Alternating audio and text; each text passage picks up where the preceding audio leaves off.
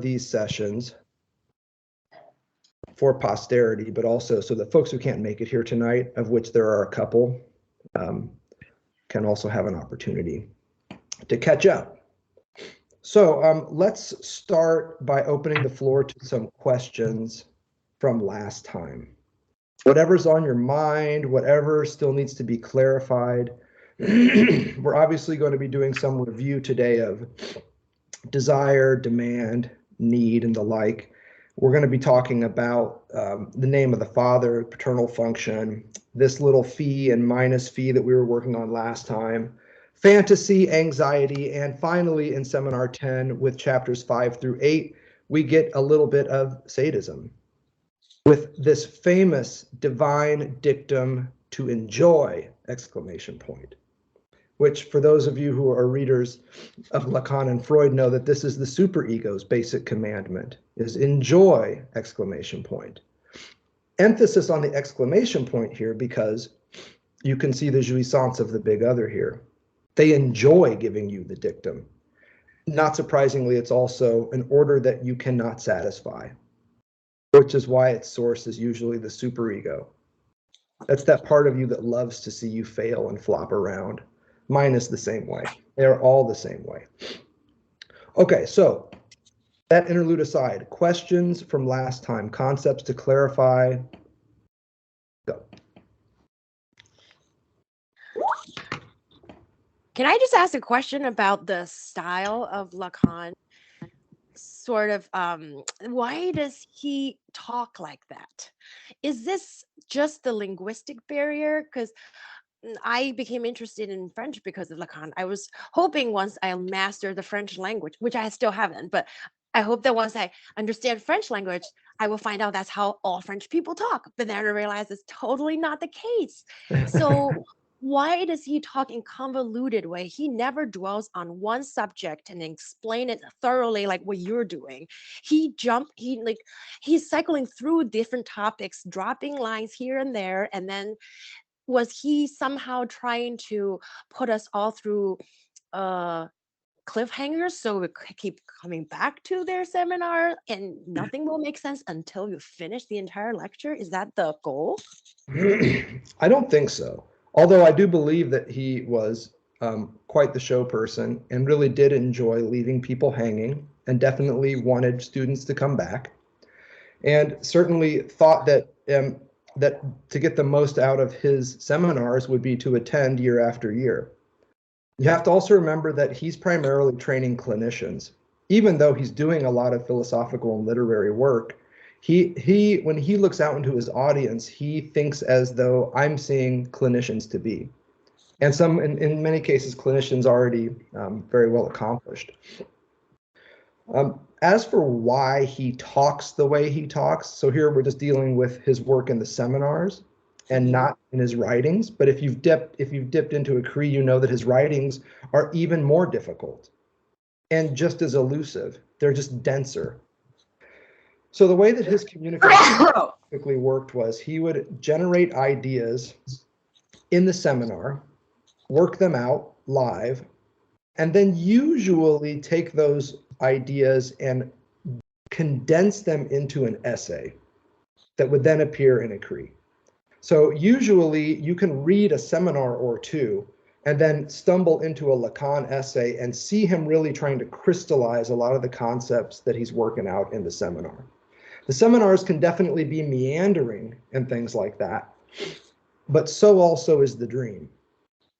There's a very real sense in which what Lacan is trying to do, in keeping with his surrealist roots, and I would suggest that those are one of two major roots for Lacanian thought, the other being Hegelianism as understood by Kojève in particular, who was Lacan's teacher in the 30s. But surrealism was a great influence to Lacan. And I would suggest that it's a great way to read some of the seminars, to read him as trying to perform the unconscious the way a surrealist might. So remember that part of what he's doing in training analysts is training people to listen.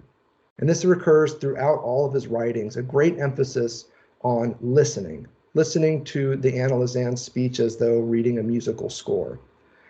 And so he was training people not just to master the concepts and the mathemes, but also to learn to listen like an analyst. And as a result, in order to help them do that, he oftentimes tried to speak like a patient.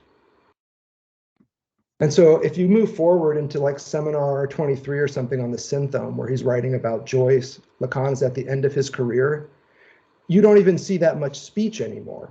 You see a series of diagrams. He'd often show up with a line of rope and just tie knots for people, and then diagram the knots. So there's a retreat from speech even in the later work. So if you think he's elusive now in the middle of his stuff, wait till you get to the later stuff. I think it's terrific, all of his work.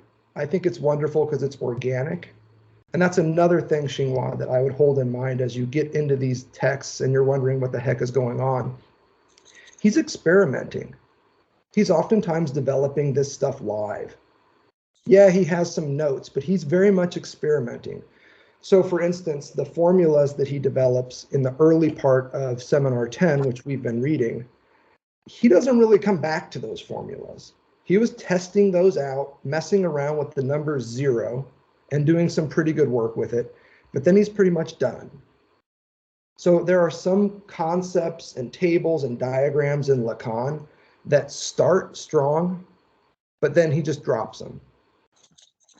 A great essay in which to see this model, I believe, perfected is the essay that coincides with the seminar on anxiety. This is his essay on the subversion of the subject and the dialectic of desire in the Freudian unconscious.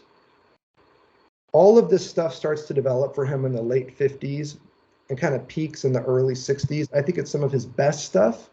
But what's great about this essay is you can see him building the graph of desire. One of his most substantial graphs, in my view, is the graph of desire. And you can see him in this essay showing you, okay, here's like the basic graph, graph 1. Here's graph 2. Here's how I get from graph 2 to the completed graph. He's showing you how he builds an idea. And, you know, making matters even more challenging is that because he's an organic thinker, and because he's learning from analysans and his own work as he goes, a lot of concepts change over time. So what Lacan means by the real when he first introduces it is going to be even more developed and different by the time he's done with the concept. It's the least of the treated registers of his 3. And it's sometimes difficult to find some really clean definitions of the real. I believe that they are there. They're about 340 pages into EURIAS, and he really starts to pop here in his response to Hippolyte, who is writing a response to Freud's 1925 essay on negation. So if you look at Lacan's response to Hippolyte, for instance, you can see some really nice definitions of the real. The real is that which is excised from the symbolic's founding moments. But where does he go with it after that? On to the next topic. So Xinhua, you asked the question that I think all readers of Lacan ask, which is, why does he talk this way? Why is he doing it this way? Is he purposefully making it challenging? Only so much as the New York Times makes a crossword puzzle challenging. Mm-hmm. Only insofar as the unconscious makes your dream enigmatic. Only insofar as the analysand shows up and creates a job for you. So he's very much working as an intellectual and as an artist, but always as an analyst, training other analysts to do the careful work of listening to somebody who's kind of all over the place. And yet, at the same time, I would just submit this, and this is the primary reason why I have been working with Lacan the past several years, is I have yet to find anybody whose thought is more systematic and whose thought hangs together more tightly than Lacan's work. I know that's an odd thing to say, but conceptually speaking, this is right up there with Hegel, and Lacan knows it. So I believe that it's coherent despite all of the incoherence that you see when you look at a page of Lacan.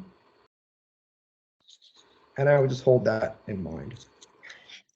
Can I just ask something? I just love the explanation, and I love the connection to surrealism. That reminds me of, in graduate school, Iowa, we were always talking about orality versus literacy, and how literacy, like the one of those most read saints, sages like Jesus and Confucius, they all have only spoken, and we were only listening to the dictation of their disciples.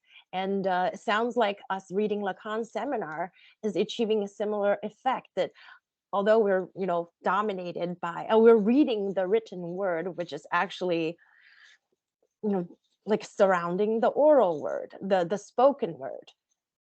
And I think it's a great way. Maybe I just think that this is very profound, and maybe it would be a good idea for some of us to do our scholarship through the oral world, like, just in the class, just lecture and have the student to write down our speech and then publish it. I can tell you it's a much more efficient way to go, but I don't know about you, but it's pretty horrifying to look at transcripts of my own lectures. It's scary. You think it sounds good when you're doing it live, but then you sit down and look at the thing and good Lord, what a fool I am.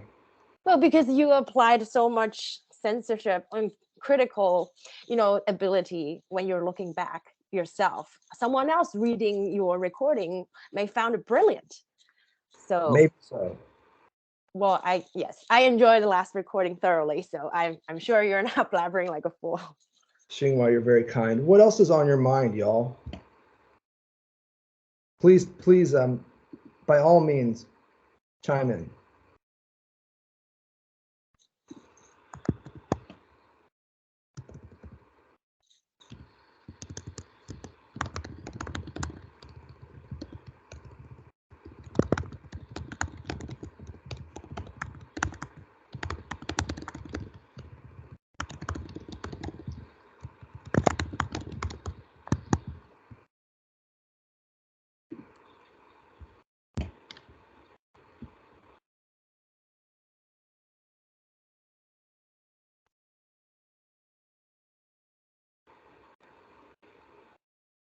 Some of you who are teachers, you know that after about 3 seconds of asking, does anybody have any questions? If nobody says anything, it gets hella awkward. And usually someone will say something ridiculous just to break the silence. Typically it's, can you please repeat the question or something along those lines. We are not that. So I'm totally down for the silence and absolutely willing to wait as you sift through your notes and look at the book and see what comes to mind. This is at once a bit of review, but also a chance for me to kind of take your temperature the old-fashioned way and to see where you are with this material.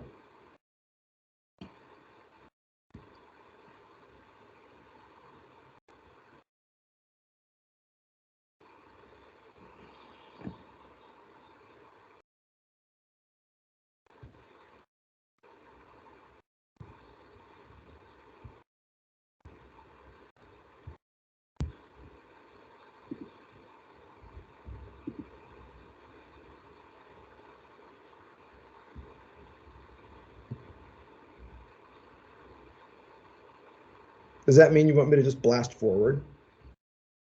Thumbs up if you want me to just like blast forward. I mean, I'm happy to do some review. Okay, all right, let's do it. Okay, so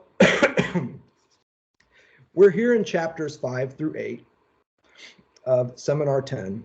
And last time we were working with some weird modelings, early modelings of the graph of desire. So I'm going to try and do a screen share here. And if this goes according to plan, you should be able to see me diagramming some stuff. Initially with a black screen and then with some colorful writing on it. And I'm not going to be able to see you while I do this, so let me know by words that you can see what I'm drawing here. Looks You see that good. triangle? Okay, great, thanks.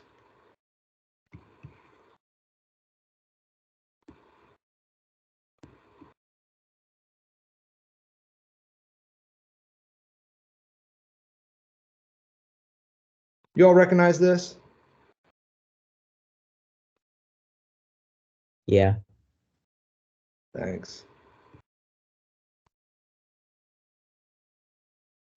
This is what we were toying with last time. And we were trying to get at each of these terms in order to ultimately give us a pretty good definition of this character right here. Because you'll recall what happens when anxiety besets the subject is that the desire of the big other, here symbolized by capital A, those of you that read French, you know why, becomes so overwhelming, so enveloping, so inescapable that it effectively squashes our desire, leaves us with no breathing room, and the result is this feeling of anxiety. We're going to dig into this tonight and in the coming lectures, but I want to first make sure that we've got all of our terms straightened out here. So let's get down to this character here. What does this triangle symbolize? The subject is a being of pure biological need. Brilliant, thank you. Yes.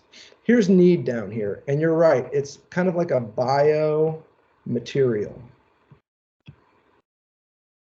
So this is the infant, is the example we were working with last time, who's effectively a worm with arms and legs, zero motor skills, completely discombobulated, but that nevertheless is able to cry.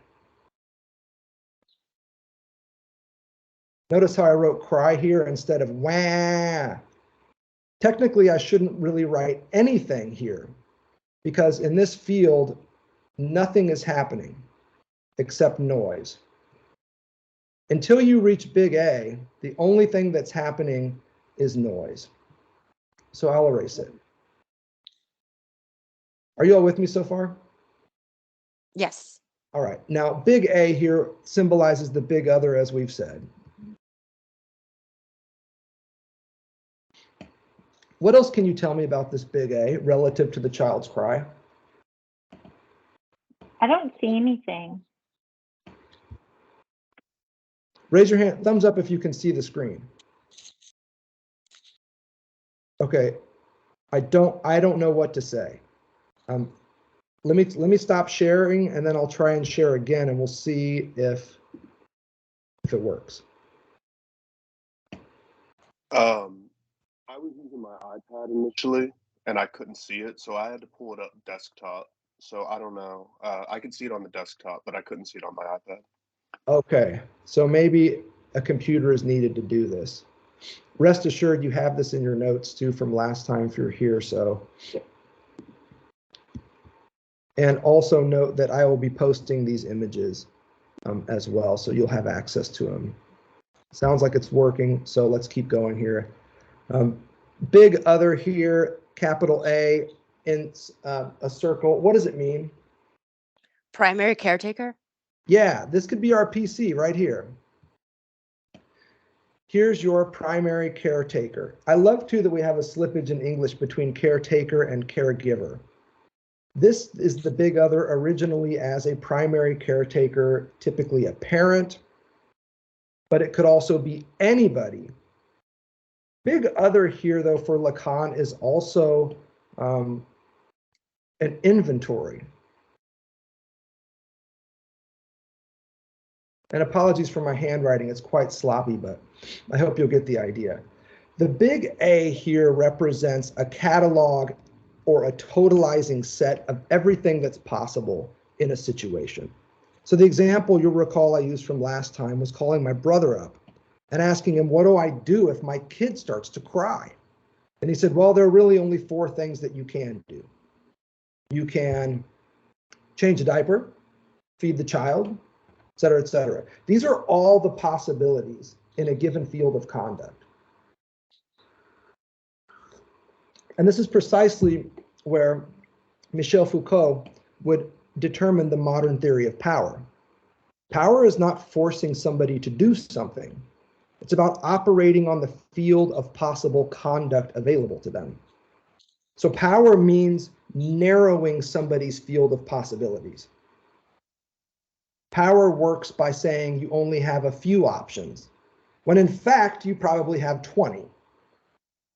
This is also a lesson that Alain Badiou would learn through Lacan in his development of set theory and his account for the state as a counting mechanism. It's about controlling the field of possibilities. The big other is this field of possibilities. It is a catalog of all the possible words in the English language, for instance. These are all the laws, the norms that shore up this conversation, Western society, whatever the hell you want. This is another word at this point in Lacan's career for the symbolic. So I think we could do some pretty good work over here.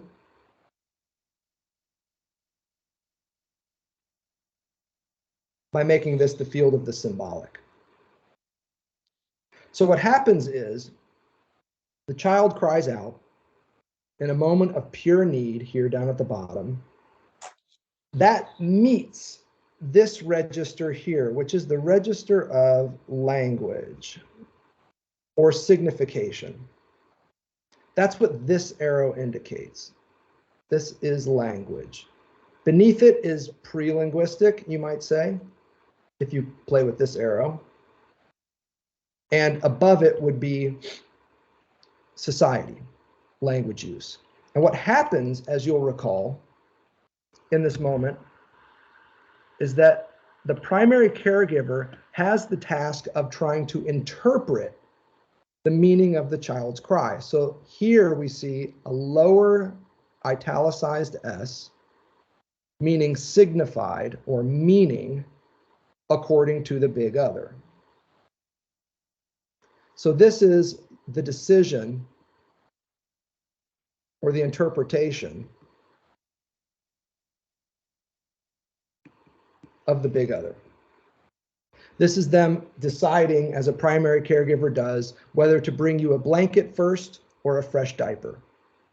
This is the assignment of meaning to the cry. What this does effectively is it transforms the expression of need into this very important term for us, demand. A demand is a need expressed in language. And what's interesting about this model is that it is assigned to the infant by the primary caregiver. The transformation of need into demand is something that is done by the primary caregiver at this level of interpretation. And now with that, we get to our key point here. What is produced from this activity? What does this S here signify to you? Split subject. You got it. The subject after alienation. Yes. What's wild is that this is a great outcome. Being divided is a terrific outcome. Having this split through you is a normalizing function in the Lacanian tradition.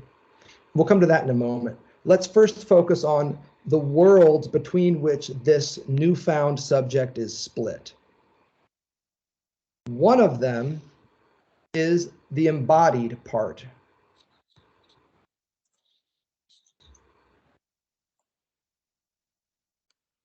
Here we would see the enunciating subject.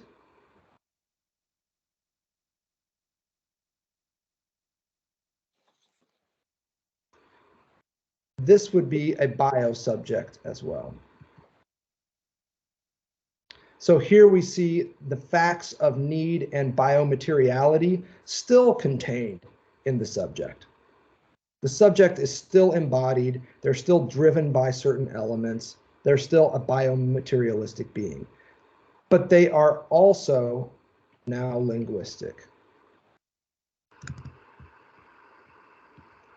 They're now not only biomaterial, but also socio-linguistic. And this is the fundamental split. They are not only enunciating subjects, but also what Lacan calls grammatical subjects, which is to say subjects that are dependent on and subject to the defiles of the signifier of language. So to be a split subject is to have embodied impulses, you might say, but then also to realize that in order to get them met or addressed, you have to articulate them in language. And that's an important part of this whole process. Need expressed in language is demand. And once need and demand are brought together, you have this competing impulse in every subject. There's the biomaterial urge, let's say, to shit when you need to. And then there's the sociolinguistic imperative on only shitting at certain times and in certain places. And we're usually torn between these two worlds. Now, not surprisingly, what interests Lacan here is not this very simplistic splitting of the subject and the two sides of it, but this element right here, the bar, which signals a gap.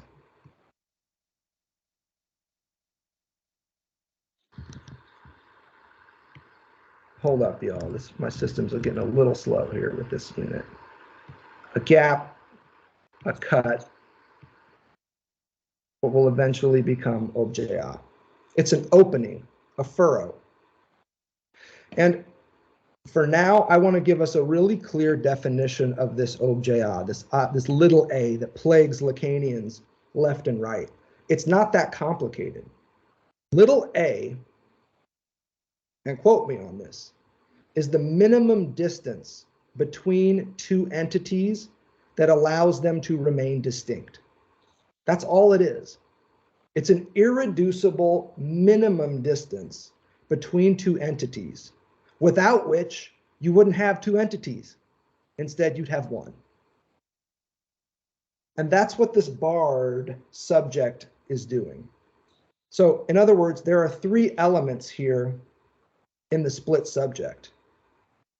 There's the sociolinguistic side of things and the biomaterialistic side of things, nothing new there. But there's this third element, this cut or this gap or this bar that allows these two aspects of the self to exist as distinct, to be experienced as distinct. And great examples of this abound in today's digital culture. I won't trot them out for you again, except to remind you of what it's like to sit on the toilet in your nasty pajamas, posting a beautiful picture of your handsome ass from last night when you were looking good on the dance floor to Instagram. There's your virtual self that occurs at the level of the selfie that looks great. This would be your grammatical subject. And then there's the grungy ass, hungover, jammy toilet sitting subject, the embodied subject who felt the urge to publish such a thing. Okay, I'm going to pause here for a second and open the floor again for questions before I save this diagram and move on to another.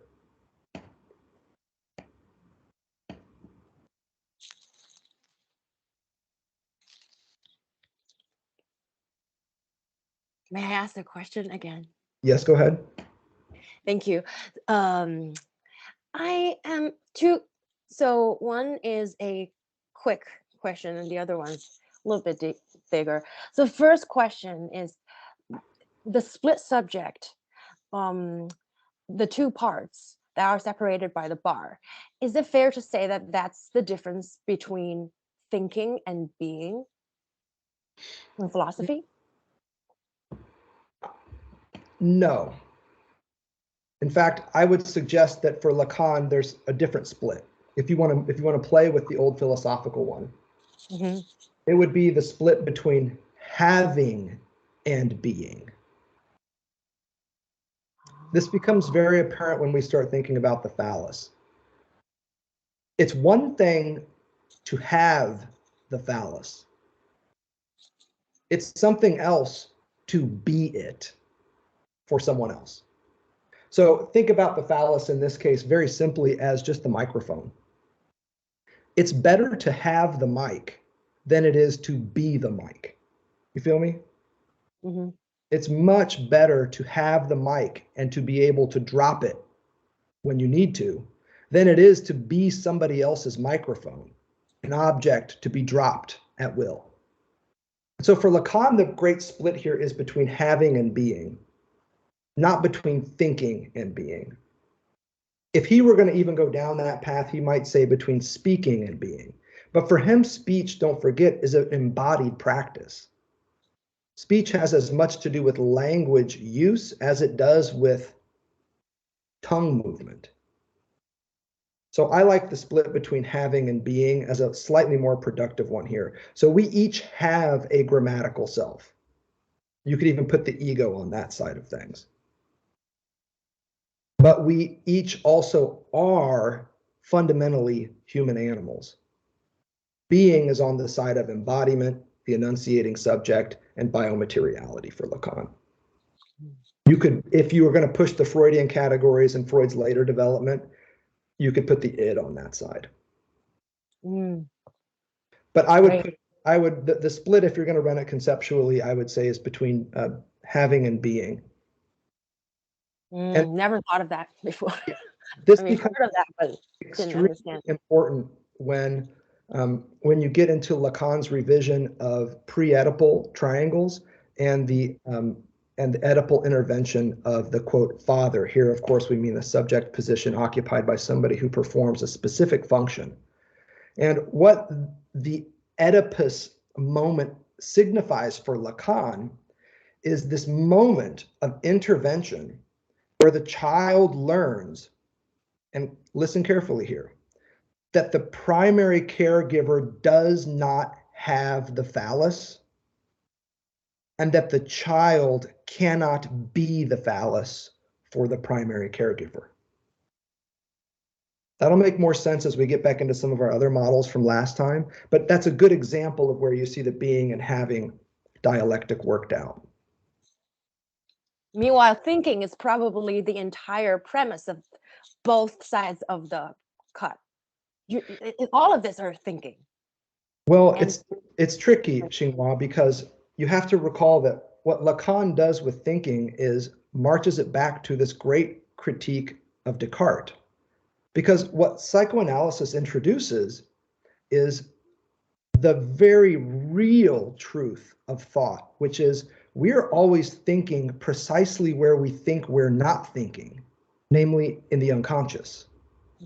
Our best thoughts are occurring precisely in the field of human experience where we don't believe any thinking occurs at all. This is Lacan's great corrective to the Cartesian belief that I think, therefore I am, right? So this is happening in the mid-50s. It's in his essay on the agency of the unconscious. Terrific essay on language, by the way. A lot of the modeling that you see in the graph of desire is being developed in that early essay from the 50s. It's one that communication scholars usually have the most fun with. It's the one also where he draws two perfectly identical doors and then writes ladies and gentlemen above the top, and then shows how if you just switch the names, the signifier determines the signified in that case. The words above the door tell you exactly what's happening behind that door. So the signifier determines the signified. This is his inversion of Saussure. It's great work, but in that essay, you see him trotting out a major critique of thought. What Lacan's going to say is where you think you're thinking at the level of the ego, at the level of consciousness, you're in fact most ignorant. However, where you think you're not thinking, namely in the unconscious, this is your most brilliant insight. So if you want to play this out even further, you would say that the split in Lacan conceptually to work out here is between knowledge and truth. Knowledge is the field of the ego, of the grammatical subject. It requires language and coherence in order to operate. And ignorance, Lacan would say, is not the negation of knowledge, but its most elaborate form. Ignorance is the most elaborate form of knowledge we have. All of which he puts in opposition to truth. Everything that we know, quote, about ourselves at the level of conscious intent, ego, etc., pales in comparison to the truth of who we are as subjects of the unconscious. So knowledge and the ego go on one side, and truth and the unconscious go on the other. So that's another way to run this out, Xinghua, without falling into the trap of thought. The first conceptual distinction, again, between being and having, and the second conceptual distinction here between knowledge and truth. Yeah. Love it. What else Thanks. at this point? What else is on your mind? I can't help but think that this is like a metaphorical form of language.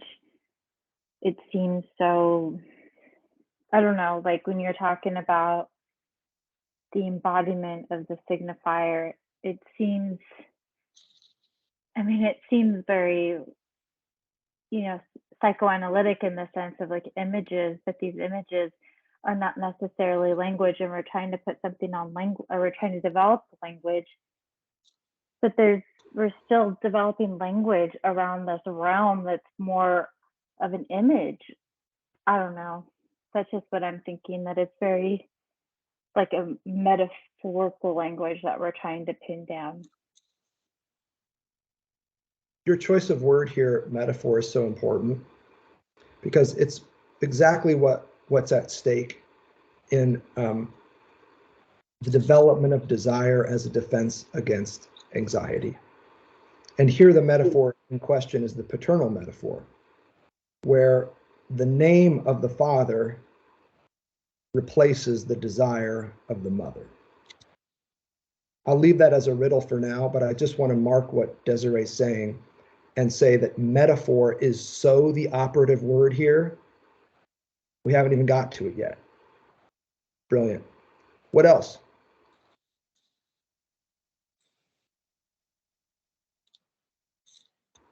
Okay, then I want to go back to this screen. If no one else is asking a question, can I ask one more question? You get one more question. Just kidding. Okay, thank you. I have to leave in 20 minutes or so. Oh, okay. Then by all means, I won't bother you too much. So the graph of desire, the fancy one that you just drew, I'm wondering how does this fare in the picture of the relationship between desire and the law? Part of today's reading, I think at some point he was talking about desire and the law are sort of like two sides of the same coin, or something like that. Lacan is even more explicit. They are the same. They are the same thing. They're not even opposite of each other. No, they are exactly the same. And the reason why they are the same is because they share the exact same foundation. Desire and the law are both founded on prohibition. They are founded on the no, on the thou shalt not. Because that's effectively what happens when the primary caregiver turns to the child and says, okay, we're not going to cry anymore. Let's use your big boy words. Use your words. I can't understand you when you're crying. That's effectively a big fuck you to the child. And it says, you don't get to cry like a baby anymore. Now you have to put it into words. Now you have to use language. And that is effectively a prohibition. The child's introduction into language functions the same way as the birth of the law. The tablets that Moses brought down were also structured on a logic of prohibition. Thou shalt not covet thy neighbor's barrel of water, or whatever the hell is on the 10 Commandments. Who knows what the hell is on the 10 Commandments? Wait, but no, the structure is one of prohibition, and that's why he connects law and desire, Xinghua. We're going to talk about that. Okay, but isn't desire supposed to be transgressive of the law? So the desire is the negative of the law? Nope. Oh, it's not. It's actually the same thing. Nope, Ah. nope. You spent too much time reading Deleuze. Desire is not transgressive. Desire is not transgressive. And it's obedient then. No. Oh, well, I guess in a kind of way it could be obedience. Desire is a submission of sorts. Jouissance is transgressive. I'll just posted. Wow. Yeah. And jouissance, you'll recall in the graph of desire, can be accessed a couple of different ways, but one is from not desire, but the drive. In the upper right-hand quadrant of the graph of desire is the split subject in relation to big D, the demand of the other. That's Lacan's matheme for the drive. So what we've done so far here is we've talked about need, demand, we're getting at desire. There's a fourth level beyond desire that my friend Bruce Fink puts as a traversing of one's fundamental fantasy, something beyond desire. And we call that the drive. The drive gives us access to something that desire can't, something more transgressive, namely jouissance in the field of castration. As we lapse into review. Thank you so much. Yeah. So don't worry. And this is partly what Deleuze and Guattari are doing in Capitalism and Schizophrenia, is they really want to unbridle desire from the law. And they want desire to be this unruly, endless, interminable enterprise. And that's just not how Lacan conceives of it. Wow. So, I mean, if you all are really down and you were like, yo, I've been wanting to read Deleuze and Guattari for years, holler at me. We'll set something. Oh, yeah. Absolutely. But that's where you would get theories of desire that would be a little more transgressive. That's a post-Lacanian term that I don't particularly agree with, but it's infinitely smart. Don't forget, too, that Guattari in many ways was competing for Lacan's job. Okay, so let's talk more then about this graph. I'm going to go to screen share one more time, just so I can put up a really sophisticated math problem for you. Are you all back? Can you all see this colorful thing again? Yeah. Okay, so you'll recall what I told you last time. One way that we were able to get at desire. Desire equals demand minus need. Desire is what's left of demand after need has been met. And the way I described that to you last time was a crying child. You show up with a blanket. The blanket warms the child, but something is left because you didn't just bring the child the blanket when you showed up. You also brought them care. You showed them love. You showed them in particular what it means to love someone like them. What's left of demand after need has been met is an insatiable demand for love and care. And this brings us to our first passage from the book, pages 64 to 65. So if you go there with me, let's look at it together. 64 to 65, bottom of page 64.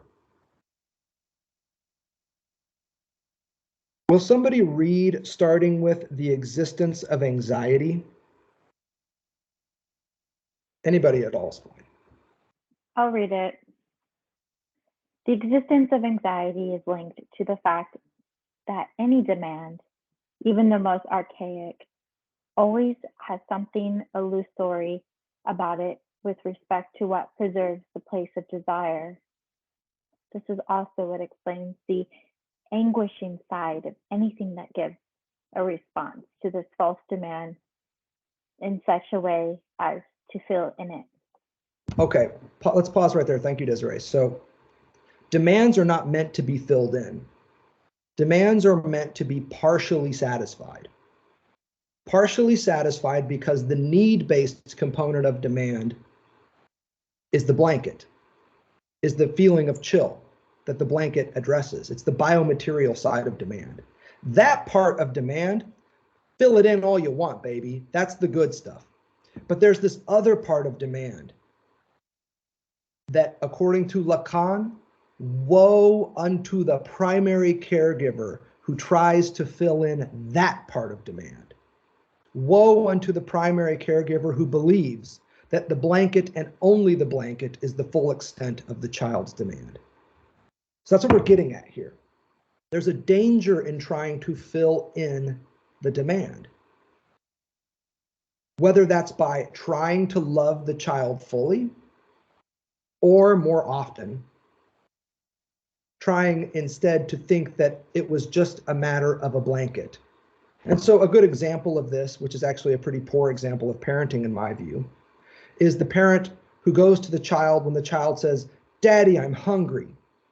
And the dad says, "The food is on the table. What more do you want from me?" When you're hungry enough, you'll eat what's in front of you. And then the dad might cave and say, okay, this dinner's no good for you. I got it. It's too spicy or whatever. What would you like instead? The child's like, I don't know. The dad's like, okay, well, what can we do here? We've got some chicken nuggets. We've got sandwich. We've got macaroni and cheese. And the child says, no, no, no, no, none of those things, the child says, can satisfy their need. Because in this case, the child has confused their demand for love with their need for sustenance. And that's the game the kid is playing here, even though they don't know it. The reason why no food is good enough for the child is because what they're actually demanding is a dad who doesn't treat them like shit, but instead cares for them in a loving fashion. I don't want food, I want love. And you can see this in adulthood too. Money can't buy me love. I don't want your money. Stop buying me presents. Stop bringing me stuff. That's not what this is about. You can't just show up once a week with flowers and pretend like we have a good relationship. Love and care means being there, in and out on a daily basis, and so on and so forth. See what I mean? You can't equate a taking of somebody out to dinner as an expression of love. Love doesn't work that way. Okay, so Desiree, will you continue reading on to the next paragraph? On the bottom of 64. I saw this arise not so long ago in what one of my patients said, a patient whose mother had never left him so much as an inch up in a certain age.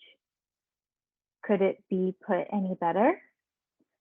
She only ever gave a false response to his demand, a response that really fell wide of the mark, because if demand is actually structured by the signifier, then it's not to be taken literally.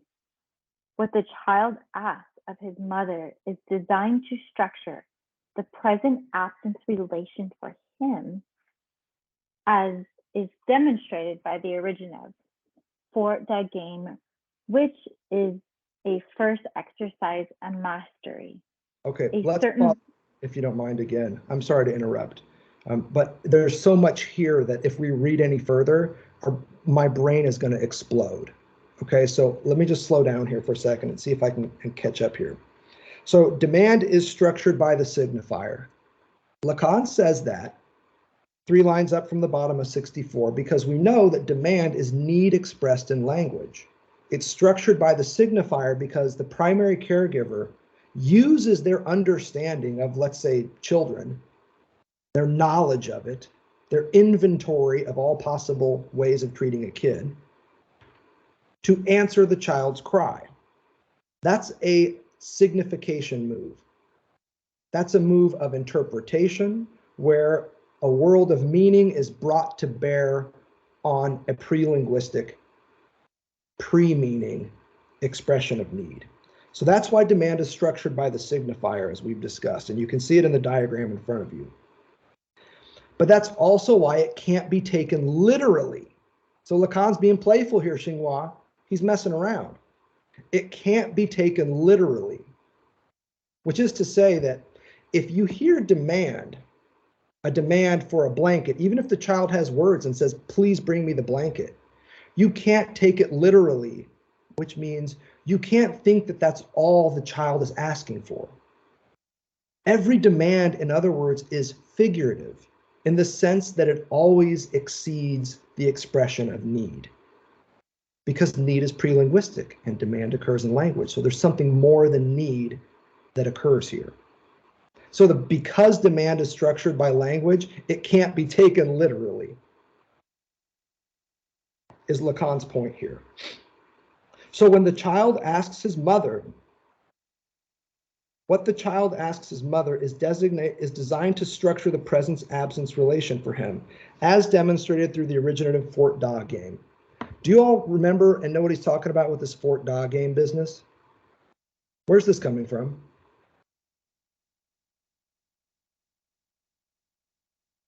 Do you all remember this? Remember Freud's weird grandson, Ernst? Whose mom keeps Freud is like such a curmudgeon, man. So this is from Beyond the Pleasure Principle. And Freud's daughter keeps showing up, bringing the grandson, dropping him off, and then dipping. And Freud is like, what the fuck? What am I, your babysitter? I mean, he's not like that, you know what I'm saying? But he's definitely aware of the fact and wishes in the book even that the mom was a little more present. Now, what happens? What does Ernst do when mom drops him off? Do you remember this?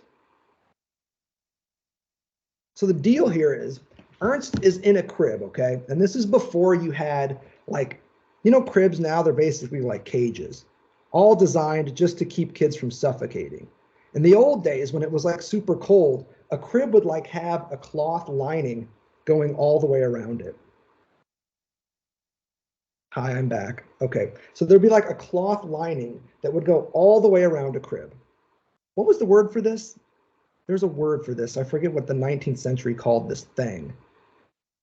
Well, the problem was that babies were rolling over with their limited motor skills and suffocating, right? We still don't know the origin of SIDS, but one of the things people suggest is it's a suffocation issue. Crib so we bumper? removed crib what?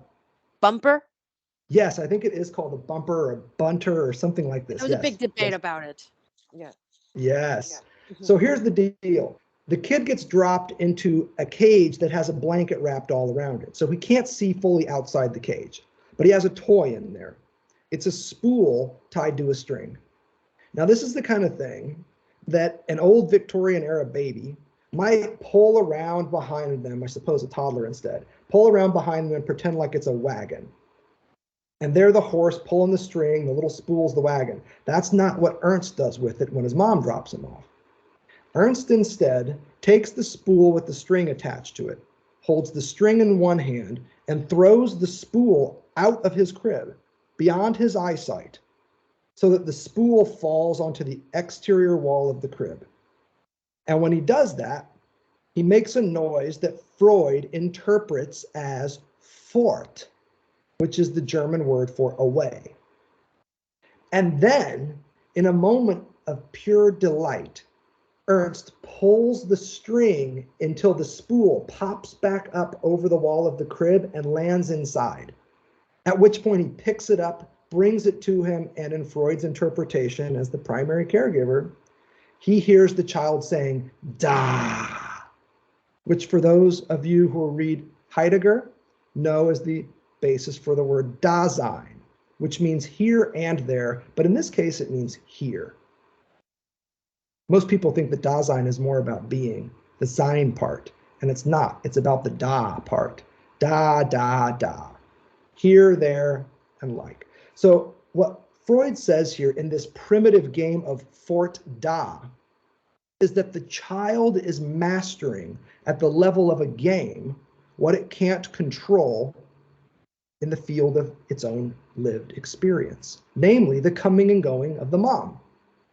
So the reason why Ernst is able to withstand his mom's comings and goings is because he substitutes this spool for her. The spool is a signifier for her. He knows he can't determine when she's going to drop him off and when she's going to return. But when he's got that spool and a string, he's the master. He can control the coming and the going of this thing. And this is what gets him through it. Now, that's what Freud does with Fort Da. What Lacan is doing with it here is something even more profound. The child asks his mother at the level of demand is to structure the presence-absence relation for him. What Lacan is here getting at is, if you try and fill in demand, if you take it literally as a request for food or a blanket or whatever the kid says, you've missed what the child is also calling for, which is you, your care, your affection, your attention. The child isn't just saying, bring me a blanket. It's saying, bring me your love. Bring me yourself. Give me some of your time. Give me your attention. So the parent who tries to assume that the kid asks for a blanket and that's all there is to it. You've seen this example. The kid asks for something, the parent gives it to him, the kid's still crying, and the parent says, what the hell is wrong with you? I just brought you what you wanted. Why are you still upset? You told me this is what you wanted. I brought it to you. Why are you still upset? Because that's not actually what the child is demanding, or at least not only what the child is demanding. Desire is what's left of the demand for a blanket after the blanket has been given. And in this case, it is the demand for love. And not just once, but repeated acts of love from the primary caregiver. And that's the presence-absence part. Come here, I want you, is what the child always says when they issue a demand, whether it's for a blanket or food or anything. But the thing is, you can't just do that once and expect the child to feel held, contained, and supported. Which is why being a good parent means keeping it 300. You know what I mean when I say keep it 300? Cool, calm, collected. 300 because C for century equals 100, 3 C's, cool, calm, and collected. All of which, if you add them up, I would say suggest one thing. Good parenting involves consistency. You can't just love a kid once and expect them to feel it in their bones. Just like you can't learn a lesson once and pretend like you're not going to make the same mistake again. I once asked a therapist, how long would it take to deprogram my dumb ass? And the therapist said, you have to do differently as many times as you did that created your dumbass in the first place. Now, he didn't say dumbass, he was much kinder than that. But his response was, if you really want to undo a habit, you have to act differently just as many times as you did to create the habit in the first place. And I was like, great. So basically, I'm halfway through my life now, and I'm not going to be done with this shit until I'm dead.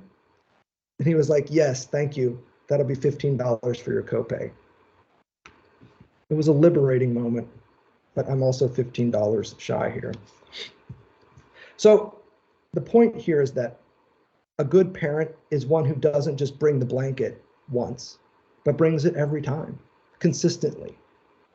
That is how demand can be met. But it does this by negotiating presence and absence. Presence is, I'm there, here's the blanket, but I'm not going to smother you. Now you've got your blanket, I'm going to let you get back to it. Call me if you need anything. So just a quick example from last night. So my daughter's 7, and she's learning to use conditioner. She has kind of like long, thick hair. And man, it is a pain in the ass to brush this hair. After she gets out of the shower, it's just a pain. I gotta like brush it in little segments. I gotta brush it all the way up, all the way up to the top. But with conditioner, It's a game changer, but she doesn't know how to apply it yet. So we go in, I get her set with a shower. I get the temperature right. I get her washcloth out. I get her shampoo out. I get her body soap out. It's all right there. I said, you got everything you need? Yep. Okay. Call me if you need me. And then I close the door and I leave. And let me tell you what happens. First, I go and get a whiskey. Then I sit down on, no, I don't get a whiskey, but sometimes. And then I go and sit on the couch. And as soon as my ass hits the couch, she says, Daddy. And I'm back up again in the bathroom. I'm ready for a conditioner. And then I help her condition her hair. And I say, okay, you're ready. Now you're going to wash your body, right? And we go through all the parts that need to be washed, because she'll pretend like she's washing her body, but she doesn't do the job. So we get down to all the parts that need to be washed, anatomically correct. She's down to it. And I say, okay, you all set? Yep, all set. I leave and I close the door. And then I go get another whiskey. I'm just kidding about the whiskey part. But as soon as my ass hits the couch, Daddy, I'm done. At which point, my job is to go and get a towel off the rack and get her wrapped up, hear whatever weird ass story she has about whatever she was thinking about or what she's been writing on the shower wall or something like this, and get her dried off, because otherwise she won't dry off. She'll wrap herself in a towel and then go get in her pajamas wet. So we have to like practice like drying off and all this stuff. And then she gets in her jammies. And the night continues just like this. Call and response. The call says, come here, I want you. And the response is, I am now present. And then I leave her again. And then I come back. I'm the spool on the string. I'm the spool she doesn't need because she has me instead. This is what Lacan means about demand and desire. It doesn't mean the child doesn't experience desire. It just means that I have yet to slip into the misinterpretation of demand as need. There's always something more. And like a good desire, that something more is a repetitive request. You see? Desire is a wheel because it's repetitive. It's not appetitive, it's repetitive. I'll read the rest of this paragraph at the top of 65. A certain void is always to be preserved. And by void, he means lack, a part of demand that hasn't been met, which has nothing to do with the content. Here, the content is the blanket or the shampoo or the conditioner, or whatever the kid calls for, neither positive nor negative of demand. The disruption wherein anxiety is evinced arises when this void is totally filled in.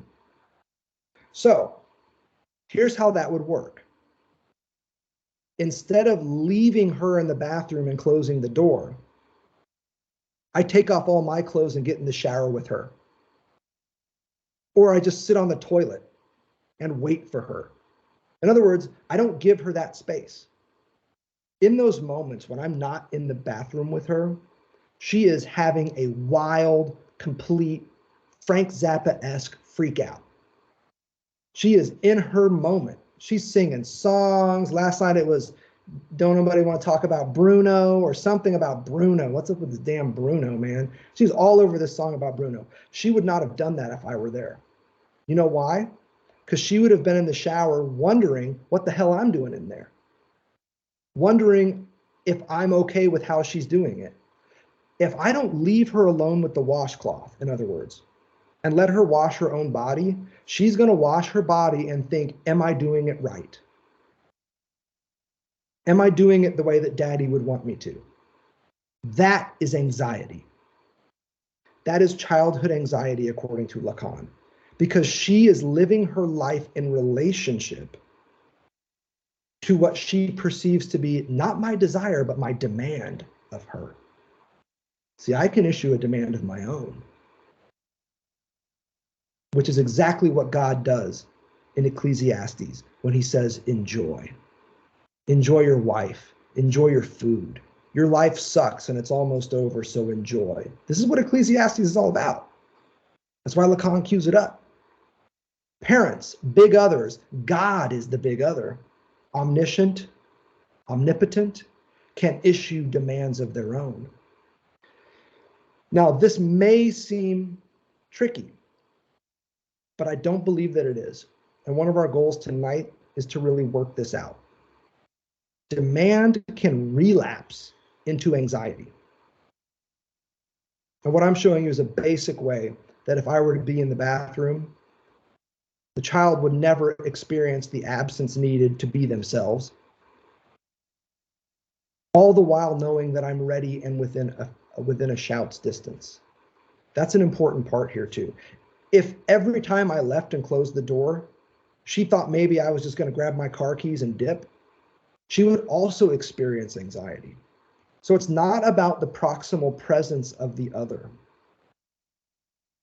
It's about the child's perception of the other as desirous or not, lacking or not, consistent or inconsistent. That's why I mentioned keeping it 300.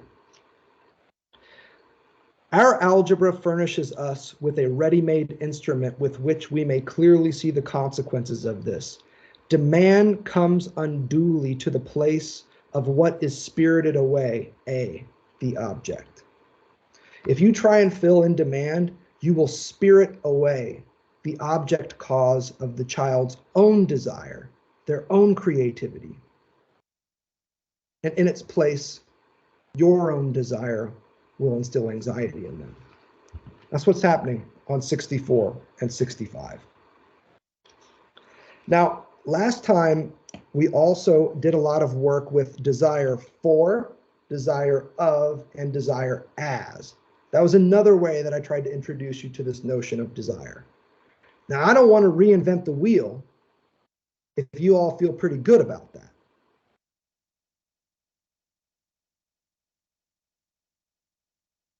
Okay, any questions about desire for, of, or as? And for anybody who missed last time, if you don't yet have access to a recording of the lecture for whatever reason, holler at me and I'll gladly set you up with it, okay? Hey, Sam, can I ask you like just a quick question on what you just went over with the demand stuff? Yes, please. In a sort of simplified form, would it be like too simple to say that anxiety is sort of becomes this preoccupation with what the other demands? Or is demand there not the right word? I don't think that demand is the right word there, but I really like your use of preoccupation. The reason why I say I don't think demand is the right word there is that one of the things the neurotic does when confronted with the desire of the other, as we're going to see tonight, is to say, listen, I don't know what you want, but I bet you do. So why don't you just tell me? So if you recall the praying mantis example at the start of this seminar, the reason why it inspires anxiety is because you don't know what the praying mantis wants from you in particular, but you suspect it's something raw, but you don't know. To take that experience of the other's desirousness and its enigmatic quality and funnel it through demand is a completely neurotic move. Not a bad one. It's a great attempt by the neurotic to stave off anxiety by telling the other simply, listen, I know that you as the other know what you want, so why don't you just tell it to me so I can give it to you? That attempt to funnel the desire of the other into a demand that the other can issue me provokes its own kind of anxiety. In fact, I would suggest that it invites the big other to operate sadistically, as we see on page 104 of the seminar. It invites the big other to say, not just enjoy, exclamation point, but, and here's how. Enjoy your wife, Ecclesiastes says. Enjoy your work. Enjoy your food. Enjoy your drink. God issues the demand and then details it. And that's a scary place to be. Because as we'll see, as we dig into seminar 10, when demand finally bumps up against the wall, in other words, when there's no more demand that the big other can give you, the only thing left is for them to demand a sign of your castration. We'll see that. It's in the book. Don't worry, we're going to read the passage tonight. So I love the question about demand, and that's the reason why I said earlier that it's kind of tricky. Because on the one hand, funneling the desire of the big other through a logic of demand looks like a way to escape anxiety. And I'll show you why in a little while. But what it actually does is just postpone the inevitable, which is that eventually demand runs out of steam. And the only thing left for the big other to demand of you is a sign of your own lack, your own castration. So it's not coincidental that circumcision also comes up here. I told you about Peter Griffin's tagline from Family Guy, shape up or show me your balls. It's a totally ridiculous line. Here it would be shape up and show me your balls. But we were talking about desire. How are we so far? Okay, I'm going to skip then desire 4 of and as. You can check that out in the first round of lectures. I want to instead get back to this use your words model that we discussed. This moment has several names in Lacan's work, and they're all mixed up and modeled and confused. I'm going to clarify them as directly as I can. The paternal function is prohibition.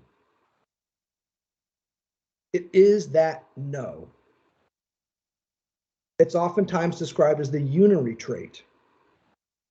It is also the name of the father, which, don't forget, in French sounds a lot like the nom of the father, the no of the father. Another word for this is castration. Another word for this process is alienation. The example we have of this is use your own words. When the primary caregiver tells the child to use their own words, they are issuing a prohibition. It's a prohibition against living life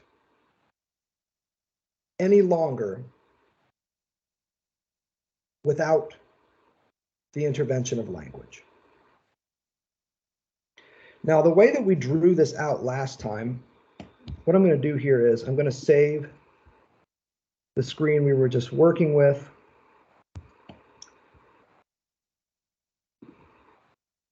Thank you all for bearing with me here. And then I'm going to erase this one and show you very quickly the model that we were working with last time.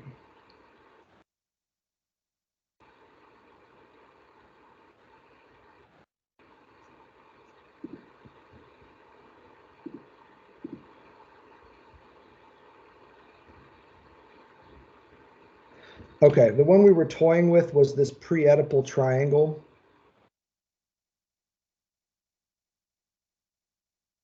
Where you had this maternal function. Emphasis again on this being a function and this being a subject position. Mother for Lacan is not anatomical in any way. It's a function, it's a subject position. And then down here you have the child. The child has desire for the mother's care, for the mother's affection, not just her blankets, but notices that the mother, whoever plays it, has something else that they're interested in. This phi up here is called the imaginary phallus. It's whatever the child sees the mother figure also being interested in. It can be the car keys that symbolize her leaving for work. It can be the phone that she smiles at in ways that don't involve the child. And so what the child learns to do is identify with this thing, whether it's grabbing the car keys and putting them in the diaper, grabbing the phone and running off with it or hiding it, thinking that if I can approximate what else mother is into, I will eventually get her attention.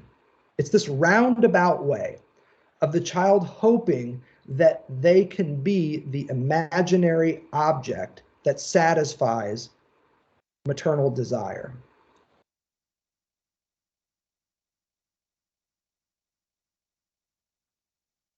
Are you all with me so far? Please give me a yes, because I can't see you. Yes. Thank you. Okay. Now along comes this paternal function. This is all review, by the way, so it's in your notes, it's also in the lectures, but we're going to add to it in a traditional Lacanian way. Here we have the name of the father.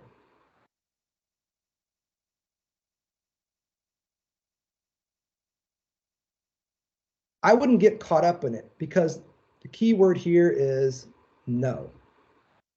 This is prohibition, this is alienation and the like. And what it does is it effectively cuts in to this imaginary triangle and says, you, child,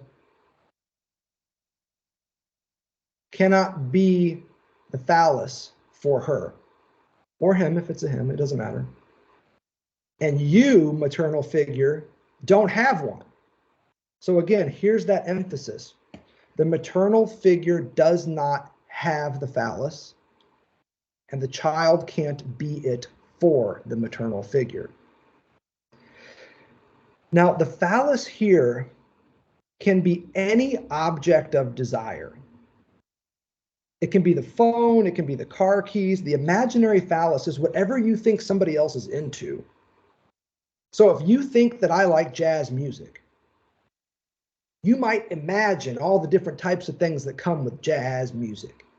And that would be something that you might think I'm into. Those are all imaginary objects. Each would be a phallus that you are imagining that you think I want. This is how desire operates. What happens, though, when the paternal figure shows up, usually, I would add, by invocation by the maternal figure, who would say something like, just wait until your mother gets home. I'm purposefully scrambling that so it's not so heteronormative, right? Or if baby Jesus knew what you were just doing, think how proud he would be. It's usually the maternal figure that invokes the paternal function. That's also why Lacan plays with the name of the father. It's not daddy that shows up. It's the name of the father, typically as invoked by the maternal figure. Let's say the father figure is dead, and the maternal figure says, oh my gosh, if your father figure could see you now, think how ashamed he would be, or proud, or whatever the case may be. The most important thing here is what's happening inside this yellow box. This parens negative phi is a lack. It's in parentheses because you can't see it. Something that used to be here, is now gone. It's a blank. It's a void. It's a lack in the child's experience. It is also a gap, a cut, and a barrier.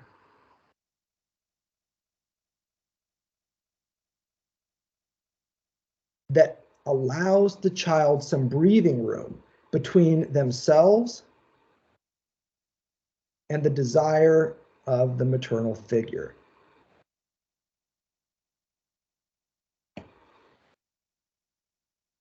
Lacan, in this momentous 10th seminar, introduces a single letter to capture this gap or cut or barrier that allows the child to have some breathing room between them and the maternal desire, which is voracious.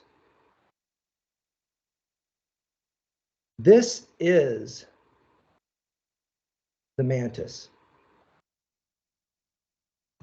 This is the praying mantis. The maternal figure is the praying mantis.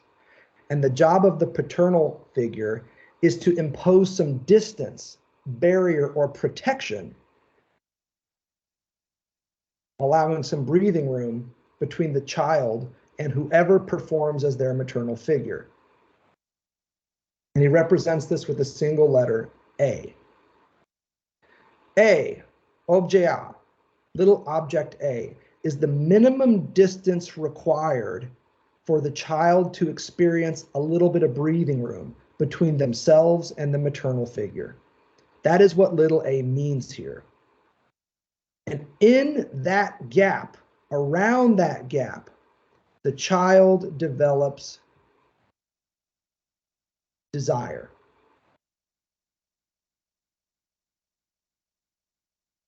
Now listen, anxiety is what happens whenever that gap is incidentally filled or made to be full. If something appears in here,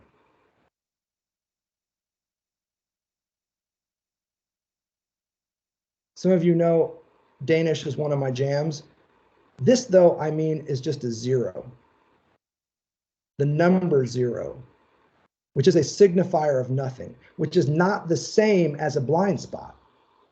0 is a signifier that fills the gap that was previously there as the scribbled out yellow here.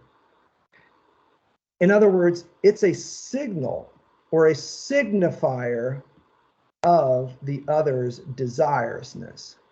If something pops up in this gap after the paternal function has done its thing, the result is not desire, but its antipode,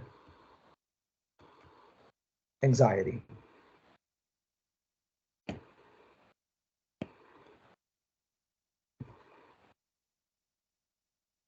I hope that's clear. This is the advancement that we're bringing to our last graph of this element. Anxiety is what happens when a space that should have been left blank and open and bottomless in order to cultivate desire has now been filled, and filled with a signifier of the big other's desire, which is why I write capital S and then with the barred A in parens. Whenever the big other issues a signal of their desirousness, the same way that horny praying mantis appears on the branch before you at the opening part of seminar 10, the result is not your desire, but instead your anxiety. I'll take this one step further at the risk of confusion. When Lacan says that anxiety means that lack is lacking, what he means is that that cut or that gap that is little a has been taken from you, and something else has appeared in its place. I'd like to suggest that what appears in its place is the child themselves. What the big other says is, you, as a split, castrated subject, are the object of my desire. You're what I want. Which is why I say that demand always runs out of steam, and in its final flourish is a demand for your own castration. Show me.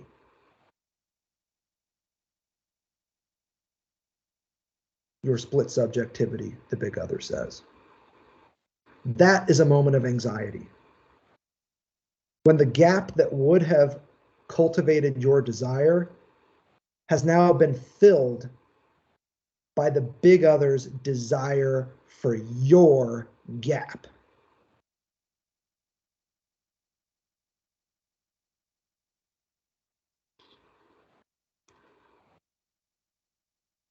So if you check out page 25 really quick, just to blast back, I want to prove to you that I'm not just making all this shit up. If you look at page 25 in the fourth formula, do you see the first line of the fourth formula on 25? Little d and then a 0 is less than 0 colon little d of the barred other. Holler at me if you see that. Yeah. Okay. On the left of that less than sign is the split subject. On the right of that less than sign is the big other. This formula, Lacan says, is the truth of anxiety. But you'll notice the last paragraph of section 2 on page 25, that O there in the formula, it's not an O, but a 0. It's the truth of anxiety. It's a 0. Which is why I write a 0 here as the signifier that appears where minus phi as lack, gap, cut used to be. That 0 is a signifier of the other's desire. The way we read this formula here, if you want to push it, is the 0 on the right-hand side of the less than sign is actually fantasy. Now we know that fantasy is always on the side of the big other. But here, it's not fantasy, but instead something that has come in to replace it, which is a signifier of the lack in the other. If you've got the graph of desire in front of you, and you can get it pretty quickly if you turn to page 4, this would be the right turn out of fantasy as split subject in relation to little a, up into a signifier of the barred other. That's what's happening here. That little right turn there is the moment of anxiety for the neurotic, but also, as we're going to discuss, a moment of jouissance for the pervert. Really, that's what's at stake here, I think, is understanding perversion as much as the anxious experience of a neurotic. Usually, though, what you would have is fantasy and desire as a gap and defense against the desirousness of a big other. But that's not what happens here. Anxiety is what happens when the fantastical prop of desire, fantasy, and thus objet, completely fail. Lack is taken from you, resulting in this lack of lack we've been talking about. And as a result, you feel overwhelmed, inescapably enveloped by the presence of some desirous big other. And anxiety is what proliferates. Now, this is about the end of the review. We've got some big advances here too, but a lot of this is stuff. Here I am on page 4, even though we've read 100 pages since then. So I want to pause for a minute.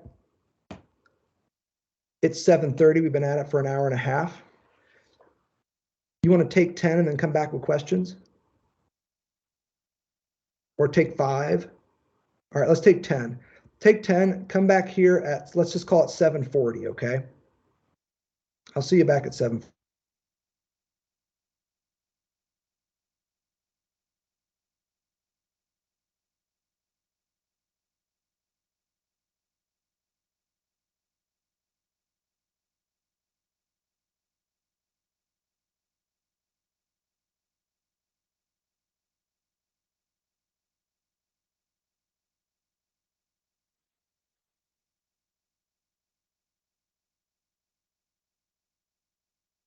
Hey Sam, you're still screen sharing and I could see your email.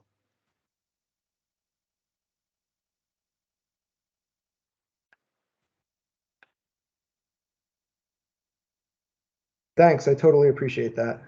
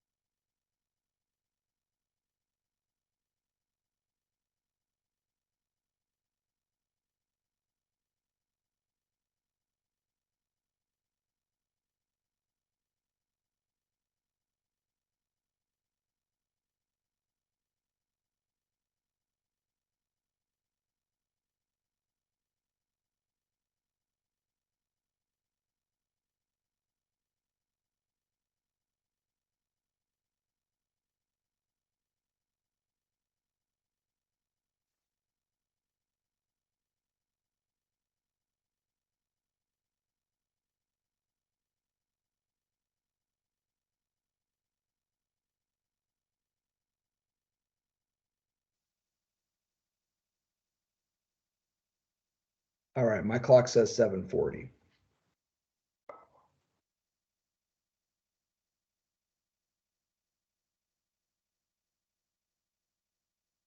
Hi, Maddie. How's it going? It's going good. I had to take my cat to the vet today, though, because she lost all her hair, and she looks like one of those naked cats. So that was What? Yeah. How did she lose all of her hair? Have you been shaving your cat again? It's just a hobby of mine. It's fine. Very docile cat to allow it to be shaved. No, but for yeah. real, is your cat Say that again? okay? Yeah, she's okay. She just had some sort of fungal infection. They think it was like from a flea that she might have caught or something. So they said the hair should grow back, but she just looks gnarly. Like it's not even like all of the hair is gone evenly. It's like she's got like little tufts of hair. Mercy. If ever there's been a time to start an Instagram page for your cat, this is it. You know what I'm saying? By the time the fur grows back, you're gonna have thousands of followers. They're gonna be sending you cat food in the mail. You're gonna have like sponsorship. Come on, let's get real. You know this is it. This is the moment you've been waiting for. Instead of like being famous for how cute my cat is, I'll be famous for how ugly she is. Hey, fame and infamy are just very closely. Speaking about an irreducible gap between two entities that allows them to remain distinct. Fame and infamy oftentimes doesn't have one. Are we all back now? I have an announcement. You guys know how much fun this is for me. This is like the most fun I can imagine. Although actually, I attended a talk today where someone was talking about a new book that she published on dogs. It was a totally wild Zoom event. I absolutely loved it. It was super fun. It's almost as fun as this. This is so fun for me. So thank you all again for making this possible. I've been looking forward to this all day. In fact, around like 11 a.m., I was like, all right, can it be 6 o'clock now? Like, I'm ready. I'm ready to do this. So this is a great thrill, even though I know that Lacan is not easy. But my goal here is to make his stuff as accessible and useful to you as possible. Some of you are training to be scholars. Some of you already are scholars. Some of you are clinicians. Some of you are training to be clinicians. I want this stuff to be as useful to you as possible across the board. So as you know, I'm available via email.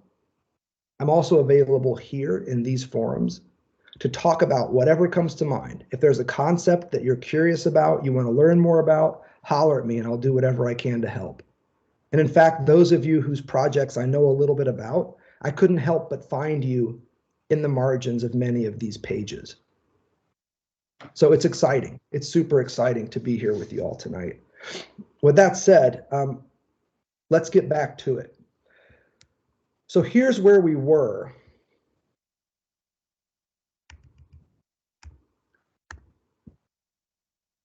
With this wild, weird, wonky 4-part animal.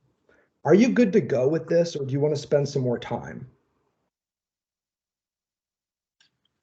Are there questions that you have about anything that's up on this graph? I'm happy to elaborate with examples. I'm happy to do whatever. I have a question. Go ahead, Maddie. I was curious about what happens when there is no paternal function, or there's very little. Yeah, one of the things that can happen if there's no paternal function is psychosis. In fact, psychosis, one of Lacan's motivating efforts throughout his career is to try and find the origin of psychosis. This is one of the things that he was doing in his dissertation and that motivated him even past seminar 3, which is on the psychoses, up through the 70s. He's still looking at the psychotic clinical structure and wondering, how the hell does this happen? Here's what he comes up with as an answer.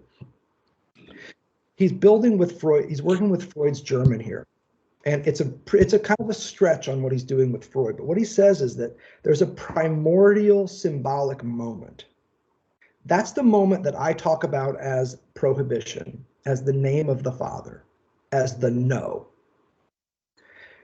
Now, if that doesn't happen, or if it happens and then you deny that it occurred, a process that Lacan terms foreclosure, the result is psychosis, which according to Lacan is signaled by a series of ruptures in your relationship to the symbolic, to language. Usually the psychotic can be determined, according to Lacan, by different types of linguistic disturbances. And the reason why their language is disturbed is because they have no fundamental root in language, in the symbolic, because they have foreclosed that paternal function. That is the origin of psychosis, according to Lacan. That primordial process is what he describes as Bejahung. And what I'm going to do here is I'm going to share my screen again and write some of this stuff up here, just so that you can see how this would look. So don't worry, I've saved the diagram that we were just working with, so we can now trash this thing and get a different one going.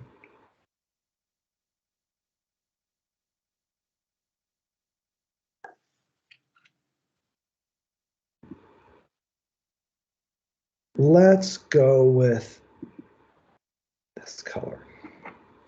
So you have this primordial symbolization that Lacan calls, building on Freud, Bejahung, which unfortunately this system is not quite fast enough to keep up with my handwriting.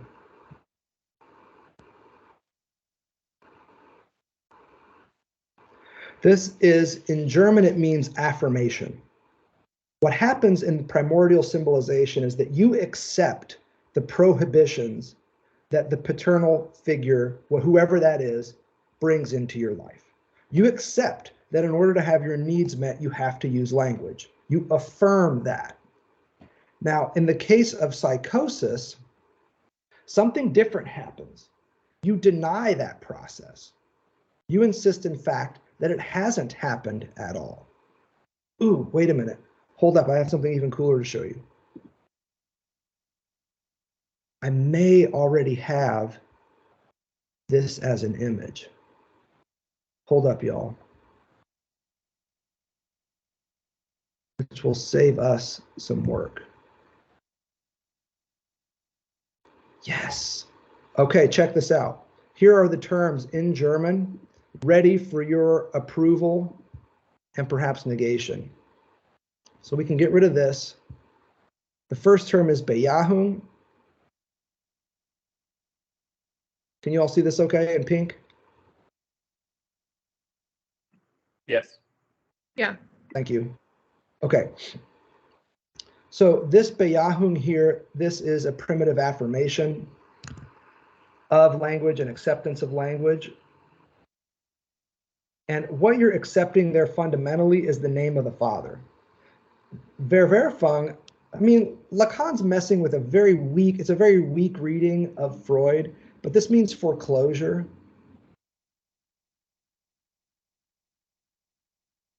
And it's what produces psychosis, according to Lacan. And what the psychotic forecloses is this very primitive affirmation. It's as simple as recognizing that language exists.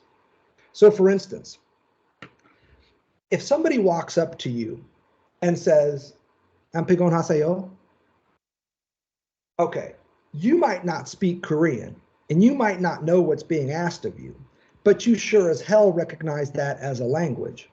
That primitive affirmation is a Bejahung. You don't know what's being said to you, but you recognize it as language. It is addressed to you. It is calling for a response. Your response can be, "I don't know what you're saying," in English. But in any case, you've recognized and affirmed that a language is being spoken.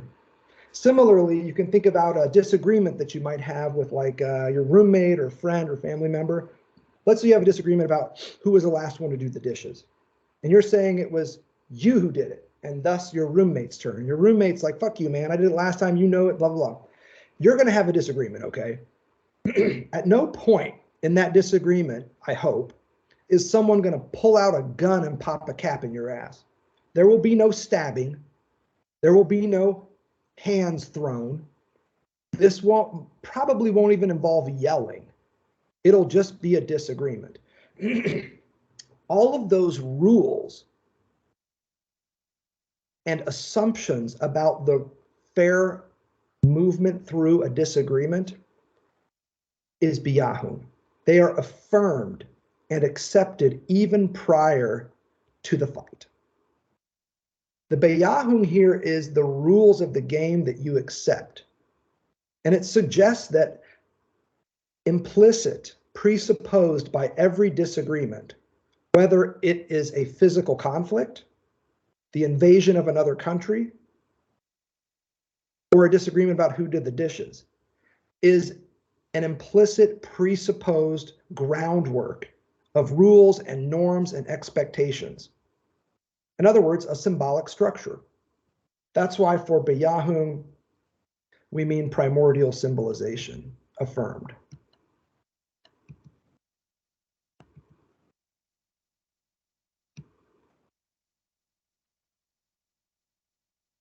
Now, what can happen after that? This is Freud's word for negation.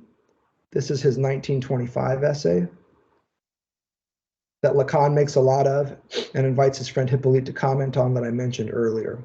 Negation is not too different from the other German term that Hegel really liked, Aufheben, which you know, if you read German, that this is a really tricky term because it means at once to cancel and to preserve, to affirm and also deny.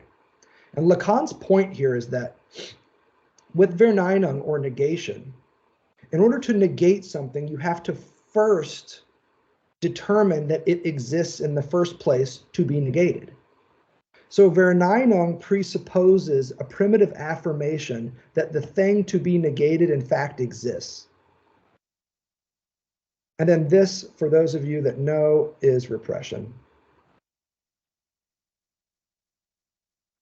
And I have this set up in such a way to suggest that repression presupposes negation, which presupposes affirmation.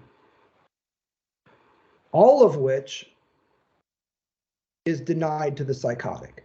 So Maddie, to answer your question, if the paternal function doesn't happen, or if it occurs and is foreclosed, psychosis is the result. Now wait for it. If the paternal function partially occurs, if the no of language of the primary caregiver was faint or weak or inconsistent, in other words, if castration is partial, the result is not psychosis, but another clinical structure. Perversion. So perversion is partial castration.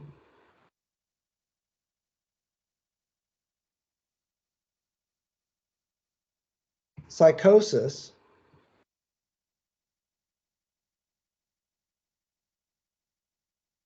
is no castration, and you guessed it, neurosis is complete castration. I think the most interesting one here is perversion. Lacan was really fascinated with psychosis. Freud was really fascinated with neurosis. I think, however, that Lacan's great insight is around how perversion operates. The sadist and the masochist, which fall under the category of perversion, are not interested in pain, yours or theirs. They're fundamentally interested in completing the partial castration that they underwent when they were coming up.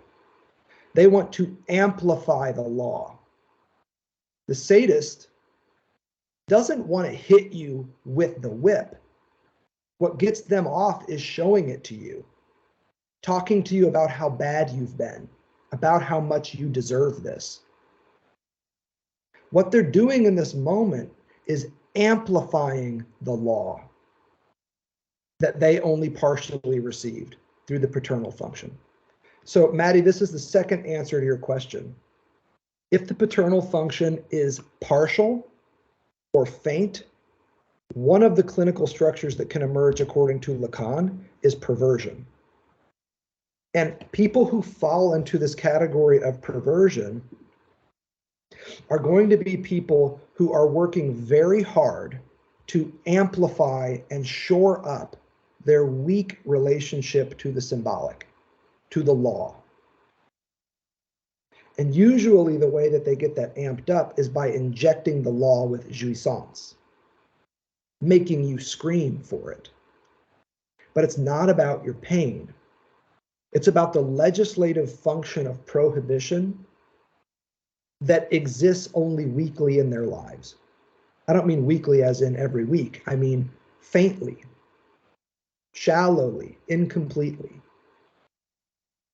This is what's going to set us up to talk about God's commandment that we enjoy. Lacan's tenet is that God is a sadist who gets off on moving subjects to anxiety by commanding them to do shit that they are unable to accomplish, like enjoy. Because what castration is, what the name of the Father does, what no and prohibition does, is it denies you access to jouissance, to enjoyment. It simultaneously produces the real and marks for experience the violation of the symbolic known as jouissance. We'll come to that soon enough. But for now, that's the answer to the question, Maddie. What else? What else do y'all have so far? I'm happy to answer any question that I can. And if I can't answer it, by God, I'll find somebody who can. What happens if the no comes from the maternal figure? Totally fine. That can happen. If you have like, absolutely, yeah. If you have like a single parent, you could have a parent who's bifurcated and has to play both roles. On the one hand would have to be the desirous other, and then have to, at the same time, perhaps a few minutes later, take that executive step to perform the paternal function. So for instance, I think it's helpful to use examples here. Let's say you're raised by a single dad, and you're sitting there and you're watching a show and it's a little bit scary. And your dad is looking down at his phone. Your dad is your primary caregiver. He's usually performing as such.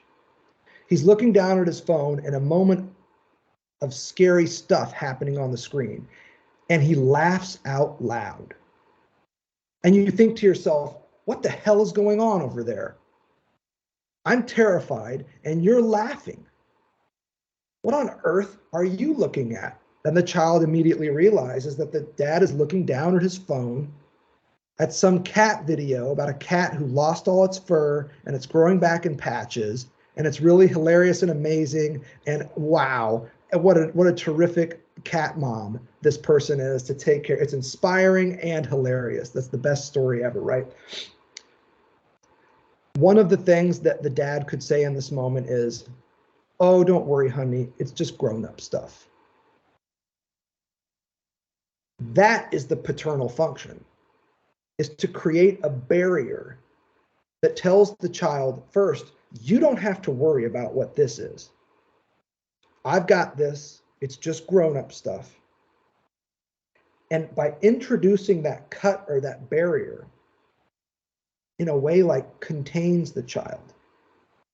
Now, the opposite move here, Oliver, would be for the dad to push pause on the scary movie and then show the kid the fucked up cat video that the dad was just watching, which is probably a little bit too much information for the kid to handle. Because little kids are like, oh my God, what's wrong with that cat? That cat looks sick. The little kid will be like, Daddy, is that cat gonna die? And then the dad, if they don't perform the paternal function, is gonna be like, yes, Johnny, and you're gonna die too. Someday, not now, Johnny, you don't know when it's going to happen, but someday you're going to die. You know what, Johnny?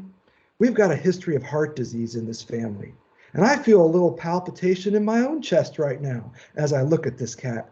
Oh no, Johnny, I think I might be dying right now.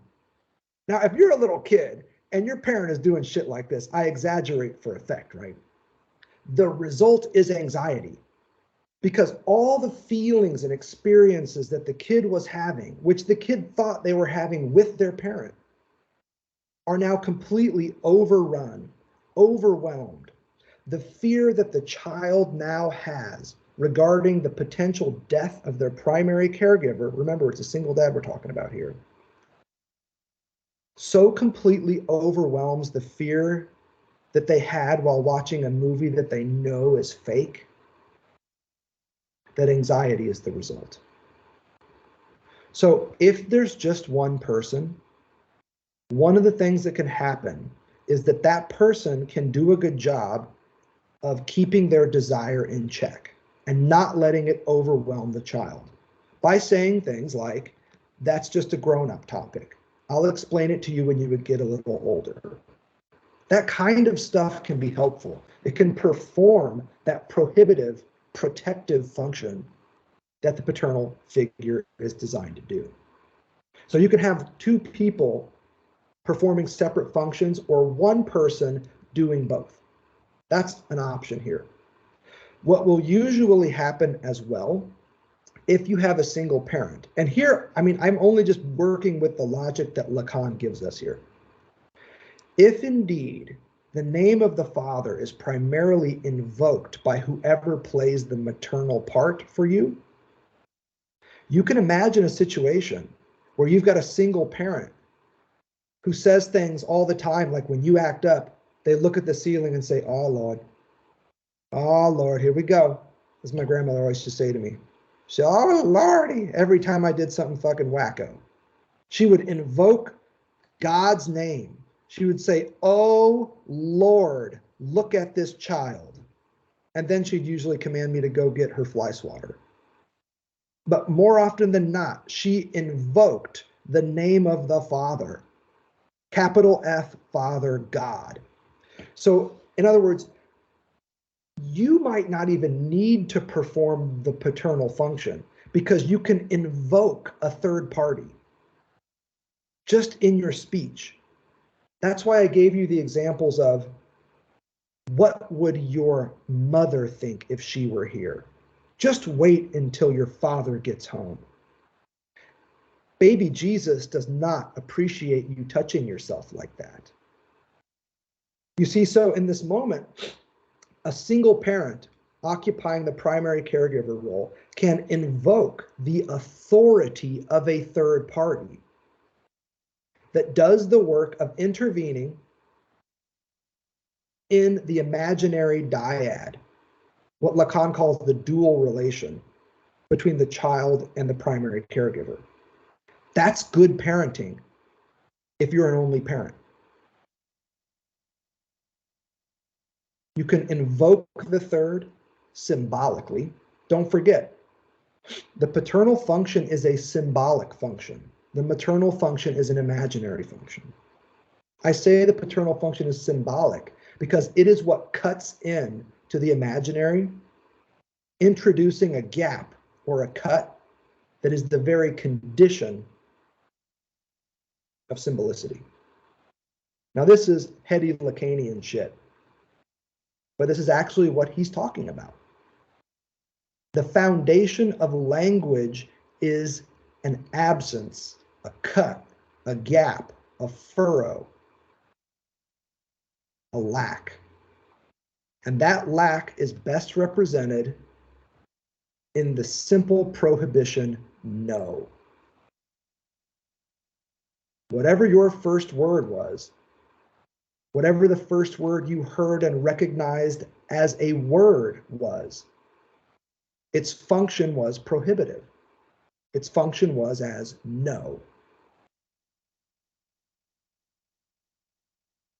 So without that, you have the basis for psychosis. If it occurs only weakly, you have the basis for perversion. And when it occurs completely and consistently, and the parent keeps it 300, as you heard me say, you have neurosis, which has a very normalizing function. Of these three models, it's good to be neurotic. Nobody's ever normal in the Lacanian algebra. There's no such thing. Normal means like what's usual or expected, what's average. We got time for one more before we move forward into our next flurry. I have a quick question. Oh, he can go. I've asked the question before. No, that's okay. Let's make time for two. Go ahead, Ira. You said that the moment of anxiety for neurotic is the same as the moment of jouissance for the pervert. Yes. Can you just elaborate a little bit, please? Absolutely. I will be very quick on this because I want to spend a lot of time working on this. It's a great question. I'll be very brief now, and then we'll unfold it all later. Okay, Ira, so here it is. The neurotic fears nothing more than becoming the object of your desire. What brings the neurotic to anxiety is feeling like they, as a split subject, are the object of your desire. They don't like that. Well, why not? Because it's precisely what the ego can't handle. The ego can't handle the fact of castration. The ego can't handle the fact of split subjectivity. The ego can't handle the fact of dependence on the symbolic. And when anxiety comes up, it's usually because the big other is saying, show me your balls. In other words, forcing the ego to confront the part of its own constitution that it can't bear to confront, which is the fact that it's divided. In other words, that it's not the only agent in the subject. The subject is split. It has an ego and it has an unconscious. And what anxiety occurs when the split between ego and unconscious, the very bar that defines the split subject, becomes the object of desire for somebody else. This is what provokes anxiety. And we're going to work on some passages in Lacan that show this in a moment in the neurotic. For the pervert, it's just the opposite. They want nothing more than to be your dildo. The pervert wants nothing more than to bring jouissance to the big other. The pervert thinks that their job on earth is to become your object of desire and even jouissance, even enjoyment. So the pervert rushes in to become the object and doesn't experience that moment as anxiety. The neurotic, though, fears nothing more than to become someone else's object. And that's the main deal here. That's why sex with neurotics is so fucking complicated sometimes, because they want nothing more than to remain a subject. Right. When sometimes the best sex you can imagine is when you each objectify each other. The pervert rushes in. And this isn't to say that a neurotic can't have perverse fantasies. Even in this seminar, Lacan confirms that that's the case. There can be times when you enjoy just being somebody else's dildo or somebody else's object. But usually the dilemma of sex with neurotics is that they're both so committed to being subjects, right, that they never allow themselves to properly enjoy. The pervert, though, rushes right in there and says, how you want me. Not anxiety, but jouissance. We're going to come to this, and I think this is going to be... Let me just, what you just evoked in me. So what if two perverts have sex? What is that like? Man. Well, it would depend. What if one was a sadist and the other was a masochist? Right, that's perfect. But what if you have... I'm talking just purely in terms of being objects for each other. Yeah. It seems like a New Yorker cartoon. It could very well be. You could even imagine like the fetishist is kind of a quintessential pervert. What if Or you that- have two fetishists? two dildos just sitting there, just doing nothing. Yeah, absolutely. And then saying something like, was it good for you? Exactly. But I guess that wouldn't even work as a caption. I would never win that contest because is it good for you is a neurotic question. Right. The pervert doesn't ask that. They can tell by your screams. And in fact, they don't even care. So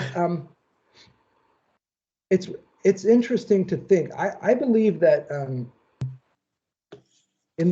imagining 3 subtypes of perversion: sadist, masochist, and fetishist. Mm-hmm. And you could imagine each of them coupling with a neurotic and having a pretty weird interaction where the fetishist says, no, leave your shoes on. Or no, leave your pants on, but take your shoes off. And the neurotic's like, I'm sorry, what? What the fuck are you asking me to do? Like, that's not my swimsuit zone. So I like to think that. Can you just go into what is the fetishist compensating for? I don't know if what they're compensating for, but I can tell you how the fetishist works according to Lacan. And again, I'm not that kind of doctor. Well, let me rephrase the question. How does someone become a fetishist then? The same way that someone would become any pervert according to Lacan, by having the name of the father pronounced weakly or faintly or incompletely. Their castration is incomplete. And so as a result, what they're looking for are ways to prop up the law that was only partially enunciated for them. In fact, do that is that the shoe or the pants on? I'm so sorry, I'm using that word compensation, but if it's not, it's not. Is having the shoe on as a fetish or whatever the fetish is compensation? Yeah. Yes, it is.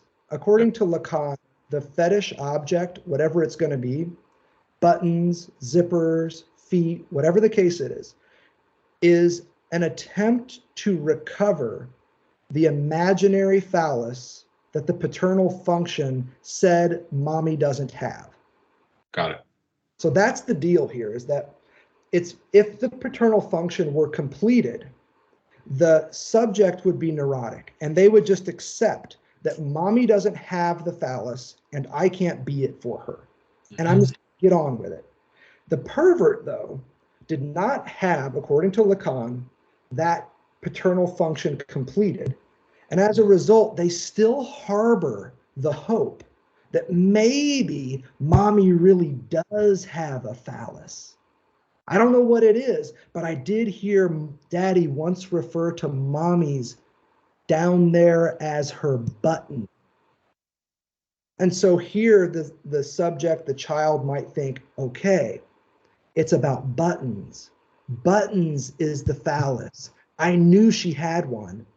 You see what I'm saying? So the pervert always harbors the fantasy that they, especially the fetishist, I should say, that they could somehow arrive at the phallus via, and I like the phi symbol here, even though it looks like testicles and a penis hanging down, but it's nice because it's kind of an ambiguous term. Any object could fit there and become the fetishistic object. Can I ask if an analyst was treating a fetishist?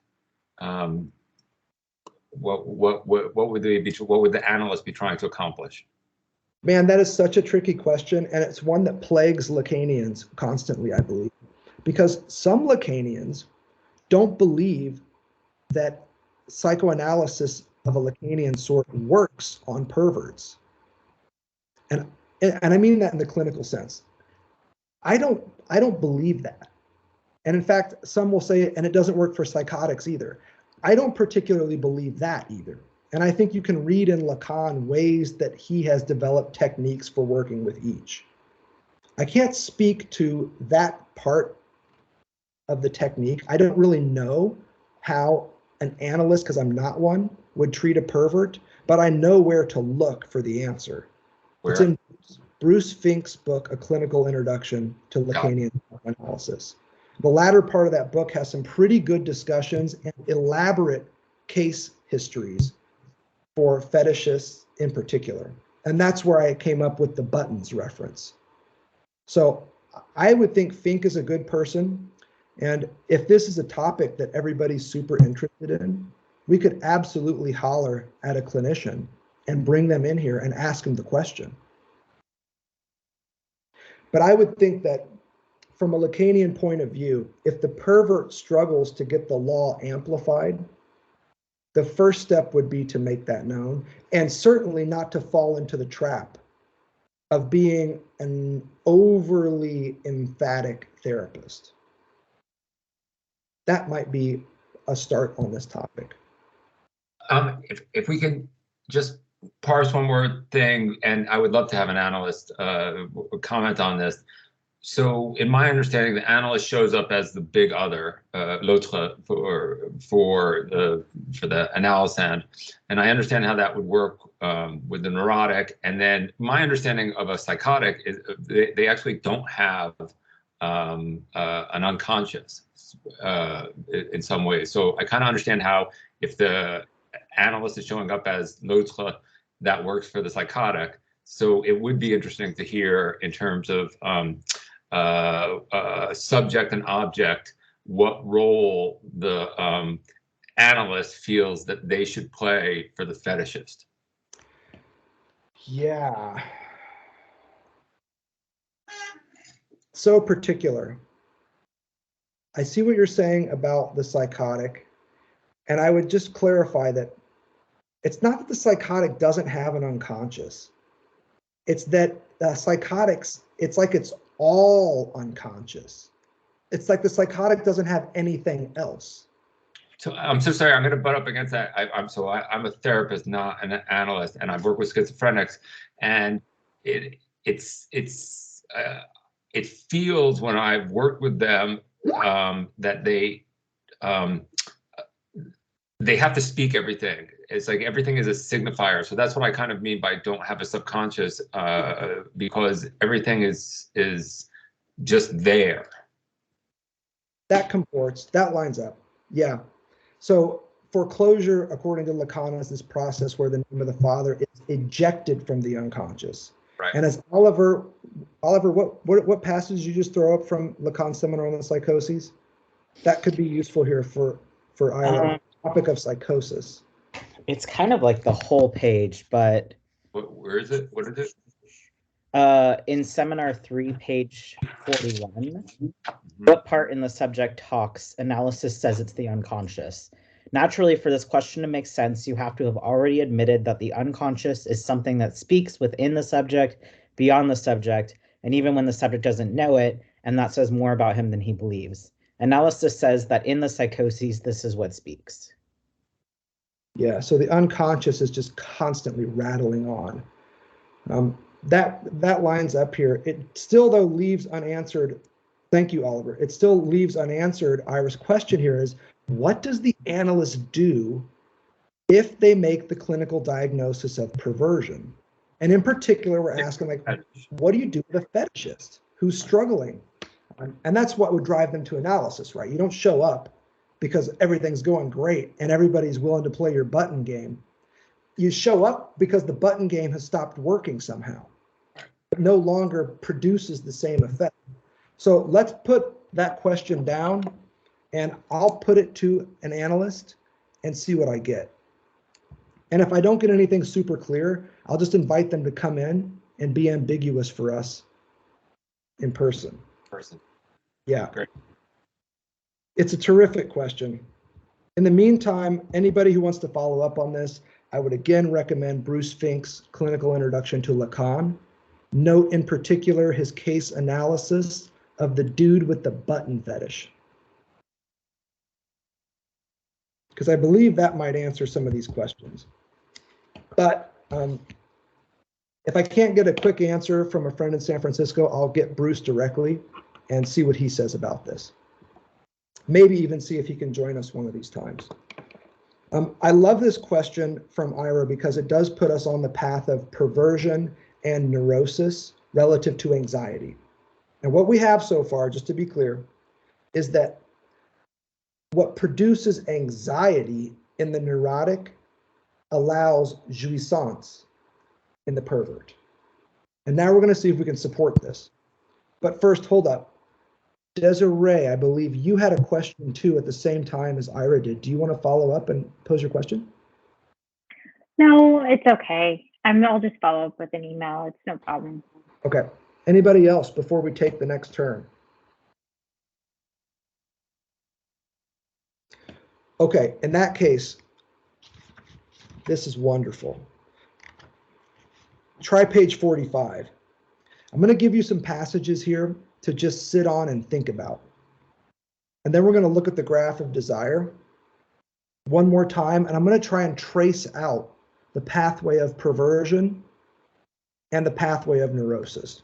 So first, page 45, midway down the page, do you see the paragraph that begins, "It is anxiety"? It is anxiety that I told you last time can come to be signaled at the place here designated by minus phi in parens, castration anxiety, and its relation to the other. So this is that brown zero that I put over negative phi in the last diagram we were looking at. Do you remember this one? The point here is that anxiety is signaled when something shows up and is made to appear where that void, represented by negative phi, used to be. Now scroll down a little bit, 5 lines to the neurotic's experience. He says that the final term he reached in developing this experience, its point of arrival, the point at which it runs aground, the term for him is unsurpassable, is castration anxiety. Now remember, when Lacan says castration here, he means prohibition, he means the no of the paternal function, he means alienation in a language that is not of your own making. It's unfortunate that he sticks with this castration term when what he really means is prohibition. So the action starts on 45, and then on 46, in the first full paragraph, we get to what truly brings the neurotic anxiety. What the neurotic shrinks back from is not castration. You see, the neurotic accepts castration. That's why they're neurotic. They have that primordial affirmation, beyahun, relative to castration. They say, okay, I accept this. If I'm going to get my needs met, I have to use words. Fine with me. And you'll notice that the primary caregiver has a really good way of inculcating this in the child. I don't understand you when you're crying. Use your words, and the child realizes it takes longer if I cry about it. If I use my words, I can just get the food or the blanket, whatever, faster. They accept castration. That's not the problem for the neurotic. What the neurotic shrinks back from is not castration, but from turning his castration into what the other lacks. He shrinks back from turning his castration into something positive. You see, not a negation, not an absence, but something positive, namely the guarantee of the function of the other. The scary part, the anxious part that the neurotic experiences is feeling like the desirous other is after their castration. That they, as split subjects, have become the object, the positive, legitimating object of the big other's desire.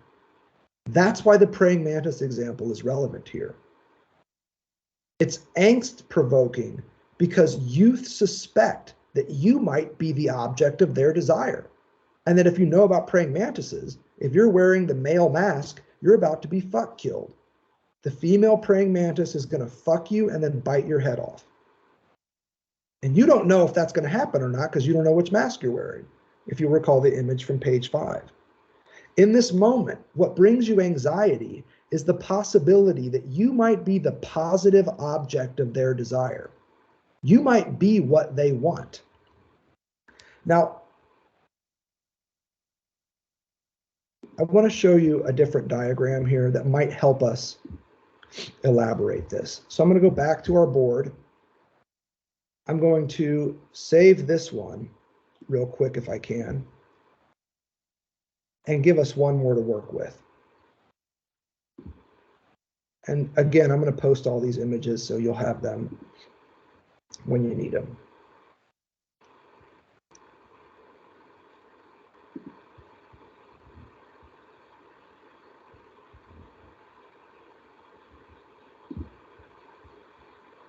Okay, so when we think about desire, little lowercase d symbolizes desire here. We know that desire has objects.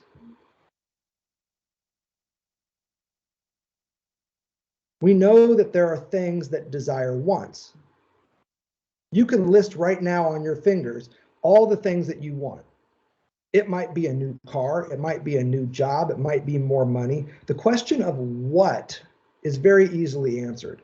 Desire always has an object or a series of objects that it wants. Less discussed is the why, the cause of desire. Not what do you want, but why do you want? The cause of desire is always the same. It's the experience of lack. You can't want what you already have. You can only want things that you experience as lacking, which is why the basic job of advertising, of course, is to produce the experience of lack. You didn't know you needed a phone with a better camera until you saw the billboard of that cat that the owner took with an iPhone 13. It's the experience of lack that is the cause of desire. This is symbolized in Lacanian algebra with little a again.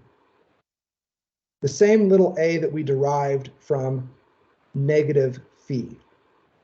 Now here's what happens in the case of anxiety. In the case of anxiety, you have this big other.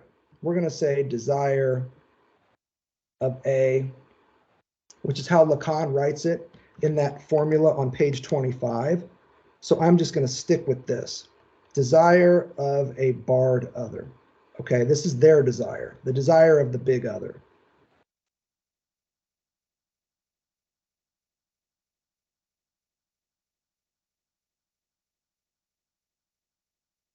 Now, let's say it operates according to the same logic of desire as ours. There's something that the big other lacks. And it has found it right here. This, the object cause of your desire, my desire, of the subject's desire, is in fact the object of the big other's desire. My lack is the big other's answer to the question, what do you want? This is what Lacan is getting at. What provokes anxiety in the neurotic is feeling like the cause of their desire is the object of the big other's desire. An answer to the question of what the big other wants. What they want is for you to signal your lack to them. That's what Lacan is working out here on pages 45 and 46. Really, I would suggest two of the fundamental pages in the first set of readings here.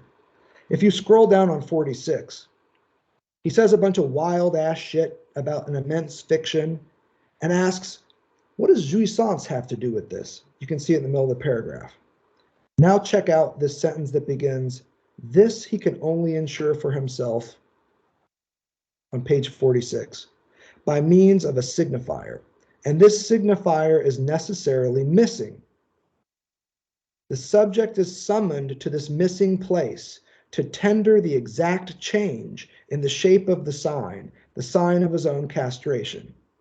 All right, this place where the signifier is missing, we've seen it before. This is the place where the signifier is missing. And remember what I showed you last time. This space where nothing is, when anxiety occurs, something is made to appear here. And we can now see what it is. In fact, let's make it a little bit bolder. Can I ask one question, please? In just a moment. Hang on just one sec. This is what is made to appear there as the object of the big other's desire. And that's what Lacan is getting out here. You are summoned to the missing place to show a sign of your own castration.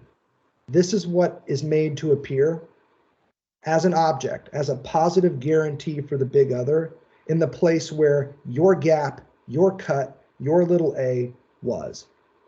Okay, that said, yes, ask a question, please. So when it says the subject is summoned to the missing place, to me, that reads as a fear of becoming an object. Bingo. Yes. Which is why that earlier example of the neurotic in the sexual act is compelling here. The neurotic can't bear to think of themselves as anything except a subject.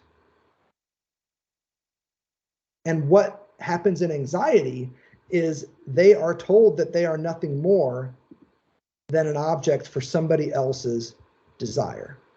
And that is not fun for the neurotic.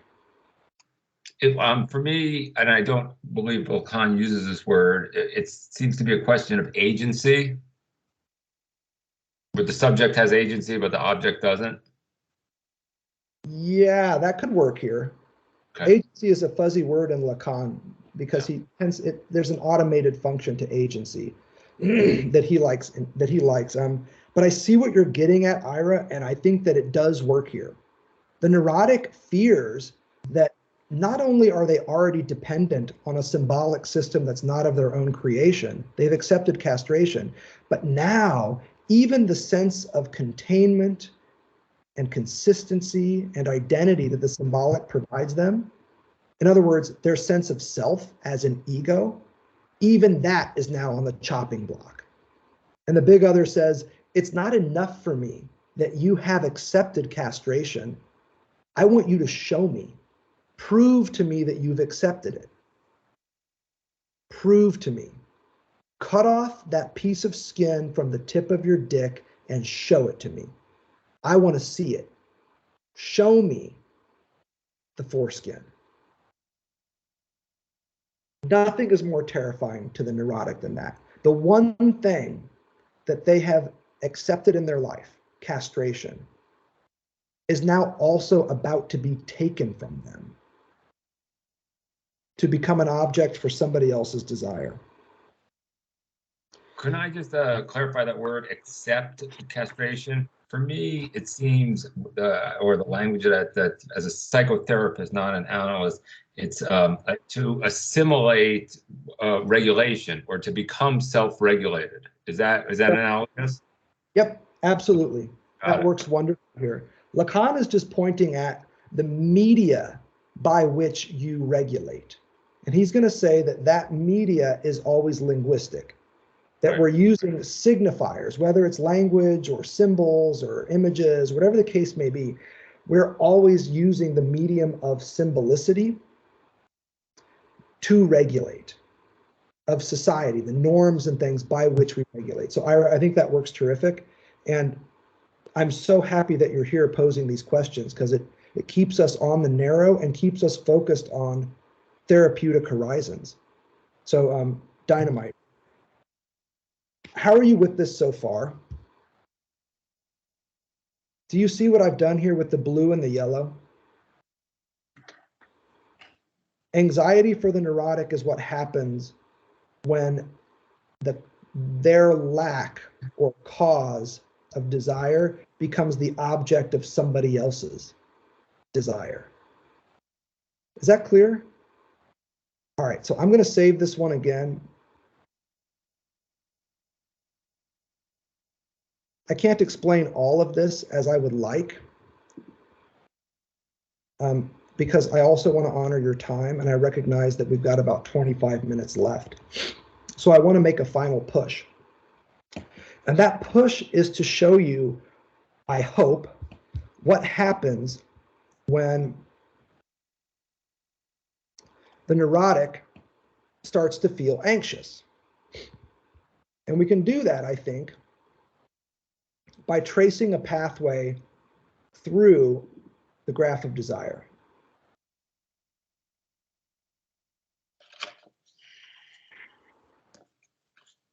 So what we're going to see now, does everybody see the complete graph in front of them? Yes. Yeah. Okay, so the pathway of the neurotic, let's make it pink. We can start somewhere down here and move our way through. Pathway of the neurotic is going to go something like this. Now you could insert some loop-de-doos in here, and you could almost certainly work around in here and do all this stuff. I'm being quick with this. The pathway for the neurotic is through the big other, which becomes the basis for their desire. Hence that lecture on desire for, of, and as. Now the prop of desire is fantasy. This is our split subject living their life in relation to whatever it is they think they lack, which is always what they think other people are into. Now, at this point, when fantasy fails, and it does fail, fantasy is interrupted by a signal of the other's desire. You see, that's what the formula on page 25 shows us. It's unfortunate that Lacan doesn't make much more of it, but what's happening here at the level of 0 relative to the desire of a barred other is that where fantasy used to be, you now have something else. Not a mystery about what it is that you lack, that you think you need, but a fucking answer. The other shows up and says, I'm going to tell you exactly what belongs in that place. In place of your fantasy, it's my lack. That's what we see on 25. And this provokes anxiety. Now, what happens here is when the fantasy is undermined, the neurotic subject is going to take a different path. They can turn right and confront their anxiety by addressing the signal of the other's desire, but they don't. Instead, they turn back down this way, and they come around here, and they make another pass at the desire. And here's how I want you to read this. When fantasy, my fantasy, is supplanted by a signal of the other's desire, I return to a version of the other that is not barred, but instead whole. And here's how the conversation goes. Listen, big other, I know you have all kinds of desires. Why don't you just pick one the way you used to do when I cried?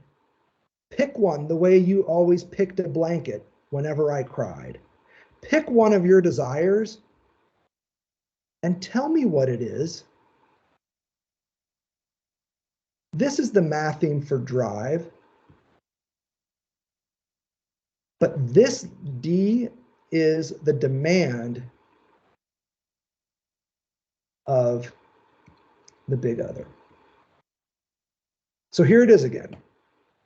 When the neurotic's fantasy is challenged by an encounter with a desirous praying mantis other, they usually suspend any encounter with this individual and instead return to a fantasy of the big other as whole, as having all the answers. And instead of dealing with anxiety, they try and work the big other in the direction of a demand. This is precisely what Lacan is getting at in the early 50s. And by early 50s, I mean pages 52 and 53. In fact, start at the bottom of 51. Section 3. You all there? The key term here is demand. Notice 3 lines up. The true object sought out by the neurotic is a demand that he wants to be asked of him. He wants to be begged. The only thing he doesn't want is to pay the price. Now you can compare that element of paying the price to the passage on 46 where Lacan is saying, not only is he summoned to the missing place, but he's asked to tender the exact change. I'll let you play with that one. Here, though, the important thing is the neurotic, rather than deal with not knowing what the other wants, instead says, please tell me what it is you want. Issue a demand. 51 and 52 are about this. The neurotic, he says in the middle of 52, he wants you to ask something of him. And then on 53, Lacan gives it to us. First full paragraph, last sentence that begins on the contrary. Do you all see it? It's about 10 or 12 lines down. It's to the extent that every form of demand is exhausted to its full term, to the bottom of the barrel, up to and including the D00 of demand, that in the end, we see the castration relation appear. Castration is found inscribed as a relation at the far limit of demand's regressive cycle. The pink arrow before you is demand's regressive cycle. Why is it regressive? Because it loops around and returns to a previous passageway. It loops through here and takes a regressive turn. This is demand's regressive cycle. Castration appears there as soon as and insofar as the register of demand is exhausted. Now, when the register of demand is exhausted, that means that the other has issued every possible demand. I want this, I want this, I want this. And when you get to the bottom of that barrel, Lacan says on page 53, the only thing left for the other to demand of you is a signal of your own castration. And that is a terrifying place to be, because what it does is it forces the neurotic back to the very encounter that they tried to avoid in the first place.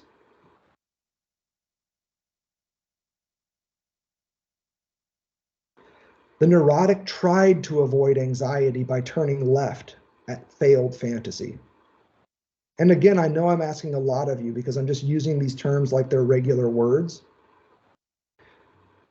In the end, though, they were unable in this model to avoid giving the big other what it is that the big other at the bottom of its demand cycle truly wants, which is a signal of our castration. This is the regressive cycle of demand in which the neurotic engages. So pink here equals neurotic, which gives us some very easy work to do with the pervert. The pervert, when fantasy fails, rushes at the big other and says, I'm absolutely happy to be the object of your desire.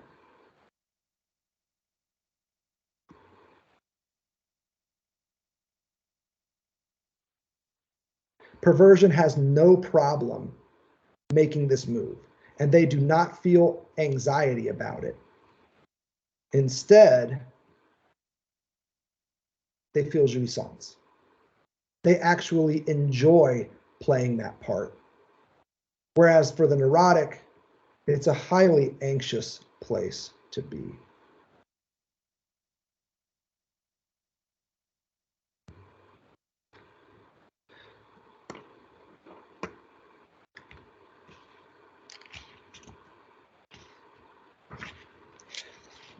if we wanted to make a final turn, it would be now to the commandment in Ecclesiastes to enjoy. But let's pause for a second there and field some questions. This has gone by fast, which is why I'm happy we're recording this. You can revisit this stuff. And you can go through with a dictionary like Dylan Evans' Introductory Dictionary to Lacanian Psychoanalysis and look up all the terms I've been using. And holler at me if I can help you clarify them so that these sentences that I've been speaking, you can parse them out and see what I'm up to. And by extension, what Lacan is up to on the pages we've been reading. I'll leave the chart up now so we can keep looking at it and imagining. What can I clarify? What can I say more or less about? Yeah, Ira, go ahead.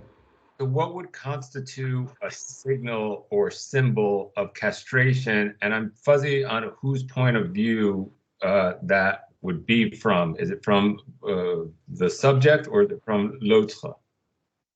Brilliant. I think that it could appear in many different ways. Here's what I would suggest based on the reading we have so far from Lacan. If we take seriously this dictate on pages 79 forward, where God says enjoy, but we know that it's impossible for us to satisfy this commandment because we're castrated. In other words, because we always have an obstacle to enjoyment. Jouissance is prevented, staved off, blocked by castration. So when the God, here the big A, commands us to enjoy, we can't help but feel and display that we are unable to enjoy like a God. And yet we still believe we should. In other words, when we try and satisfy the commandment to enjoy, we stumble. We can't do it. And in stumbling, we show the castration. Could you replace castration with self-prohibition or self-regulation? Because it just seems then to be this perpetual internal conflict where we've assimilated castration or regulation, but what we also want is opposite, which would be jouissance. Yeah, I think that it would be some sort of a display of a struggle, of a difficulty, of an ego, in other words, that is not so sure of itself. So what the big other is trying to do in this moment, if we can ascribe some intention here, is to provoke in us some sort of display that we're not all together. In other words, that there is a part of us that is unaccounted for by the ego. And it's not just the unconscious, but also the minimum irreducible distance between my ego and my unconscious that allows me to have two selves, a split subjectivity. And so it would be anything that calls attention to that. So it could be, for instance, let's say you have somebody with a very active ego, and let's say they've had lots of plastic surgery.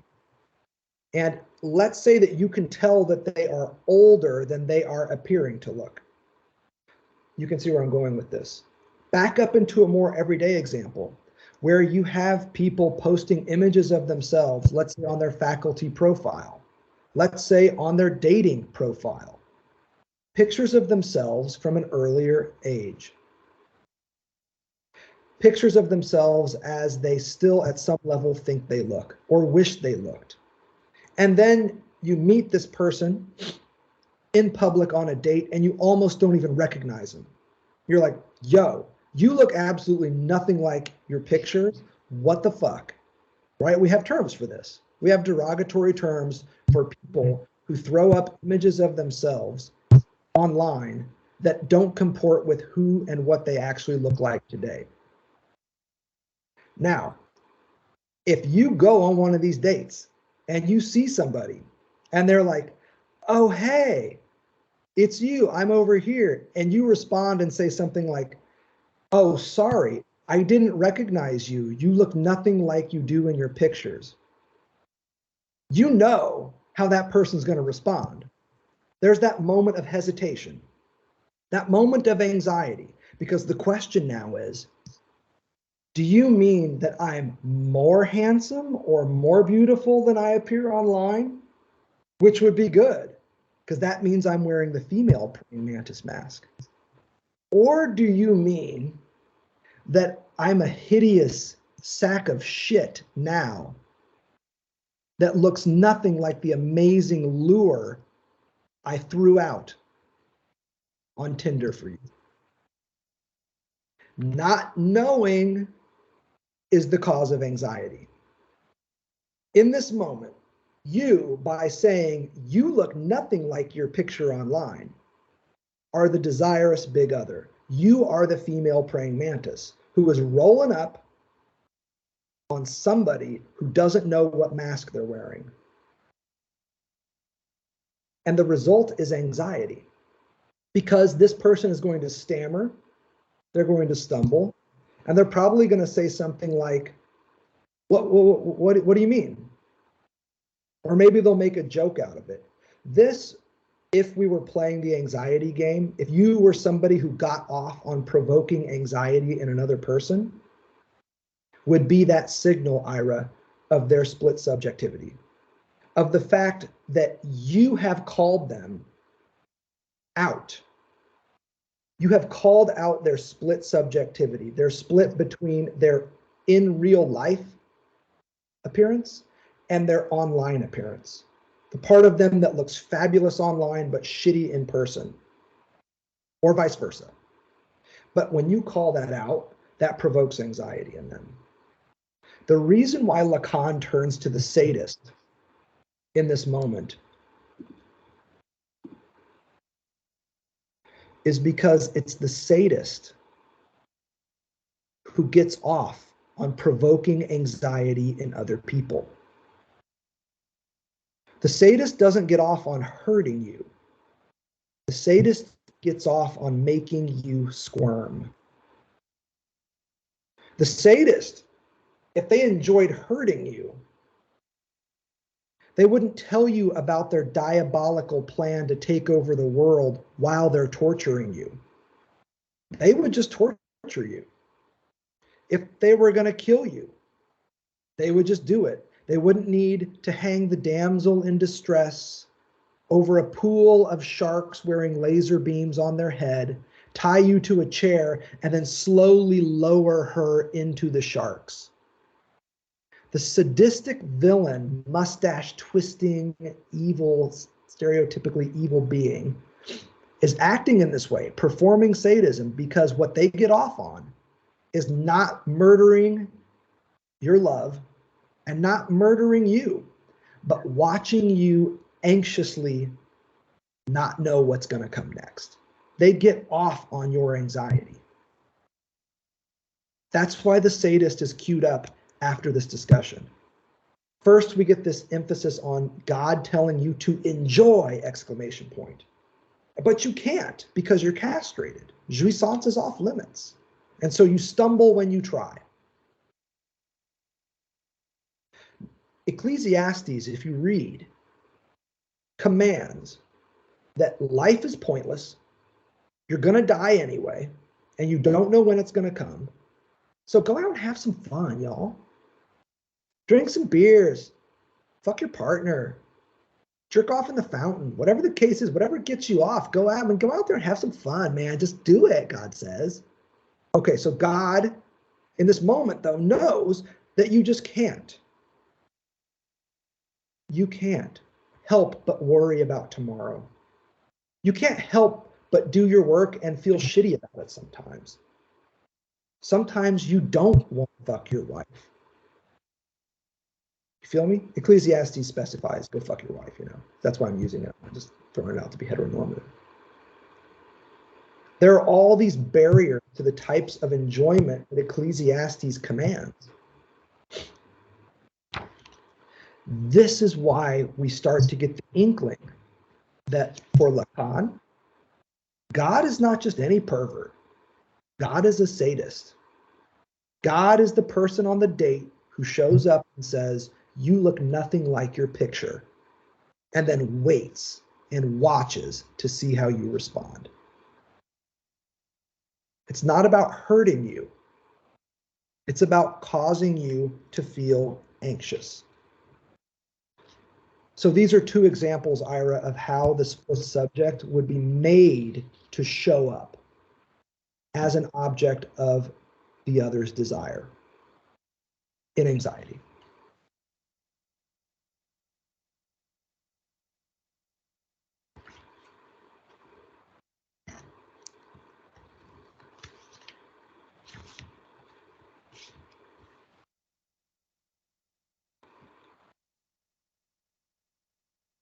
If you want to see what this is all about, it starts on page 104, and I don't think it's going to end.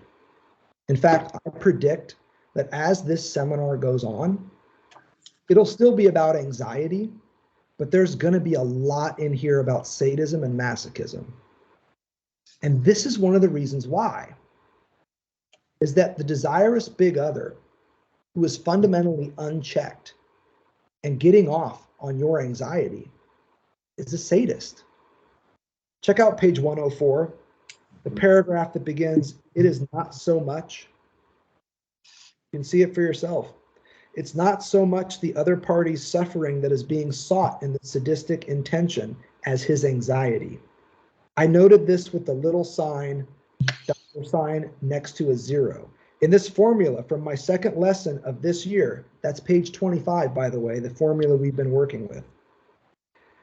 I taught you to read it as a zero, not the letter O. This is you as a split subject coming face to face with the zero that is the signifier of the barred other, the signifier of their desire. The zero. You see why he chooses the term zero, right? Zero is a signifier that represents nothing, which is why it's the perfect signifier for the big other to put in the place of minus phi, of little a. Zero is a signifier that replaces nothing. I'm so sorry, you just said that the big other puts the zero there. Yeah, that would be a signal of the big other's desirousness. Here in the graphic desire, it's the upper left-hand corner here. So the capital S next to the parens with the A in it. I'm going back to screen share so y'all can see this. This right here is a signifier of the big other's lack. Now, this can be anxiety provoking in a lot of ways. It doesn't have to be all fancy like we've been talking about it. So you can think about this in terms of a primary caregiver relationship to a child, where up to a certain point, you might think that mommy or daddy knows everything. Hell, you might even still have a parent. My dad is this way. You can ask him any question in the world, and even and especially when he doesn't know the answer, he will just straight up make up some shit. He'll just say stuff. You know he's bullshitting. You know he doesn't have an answer, but he can't allow himself to be an other lax. He always wants to be this other, a whole other who always has an interpretation and a meaning to give you. That's different than the one up here. This happens in a child's life when they recognize that their parents did the best they could, that they were incomplete, that they weren't perfect, that they had their own issues.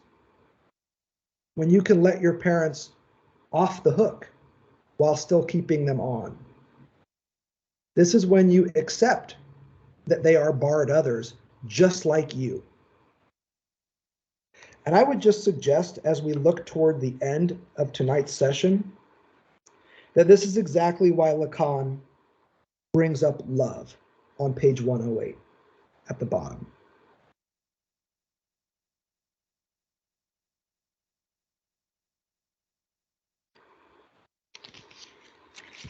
It is not for nothing that I'm always drumming it into you that to love is to give what one hasn't got. That's all you need right there.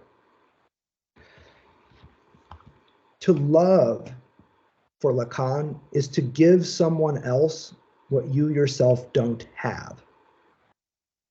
Now you can recall what I said earlier about being and having and make a good mess of this situation. Don't do it. Just be simple. What you don't have, you lack. And in love, you share this with someone else. This is a theory of love that translates into a kind of radical acceptance. You know that you lack, and you give this knowing as acceptance to another person and say, you know what? It's okay for you to be incomplete too. The matheme for love, if we were going to play around with it, would look very different from that of anxiety. The anxiety formula that Lacan is giving us here, where you are thrown up against a signifier of the other's lack. That's not love. Love is where you, as a split subject,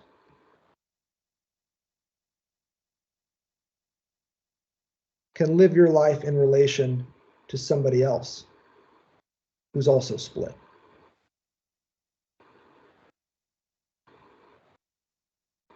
Giving what you don't have is to share lack with somebody else, which is to say you accept that they are lacking too. Now, what that means, well, let's back up and say what it doesn't first.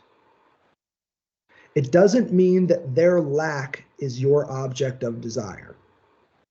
The fact that they lack is not what gets you off. That's not what you desire in them. If you did, welcome to an anxious, codependent relationship, because you know they're going to reciprocate. Anxiety is what happens when your partner's lack becomes the object of your desire, where you start to get off on their missteps, on their inadequacies.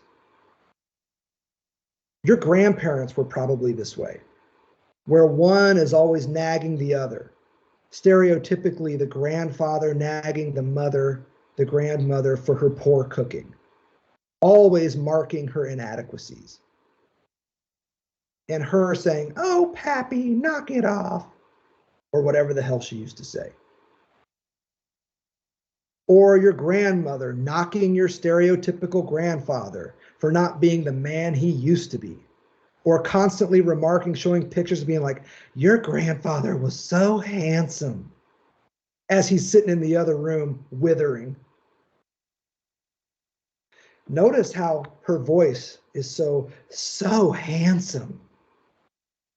That's addressed not at who he used to be and not at who he is, but at the difference between those two states.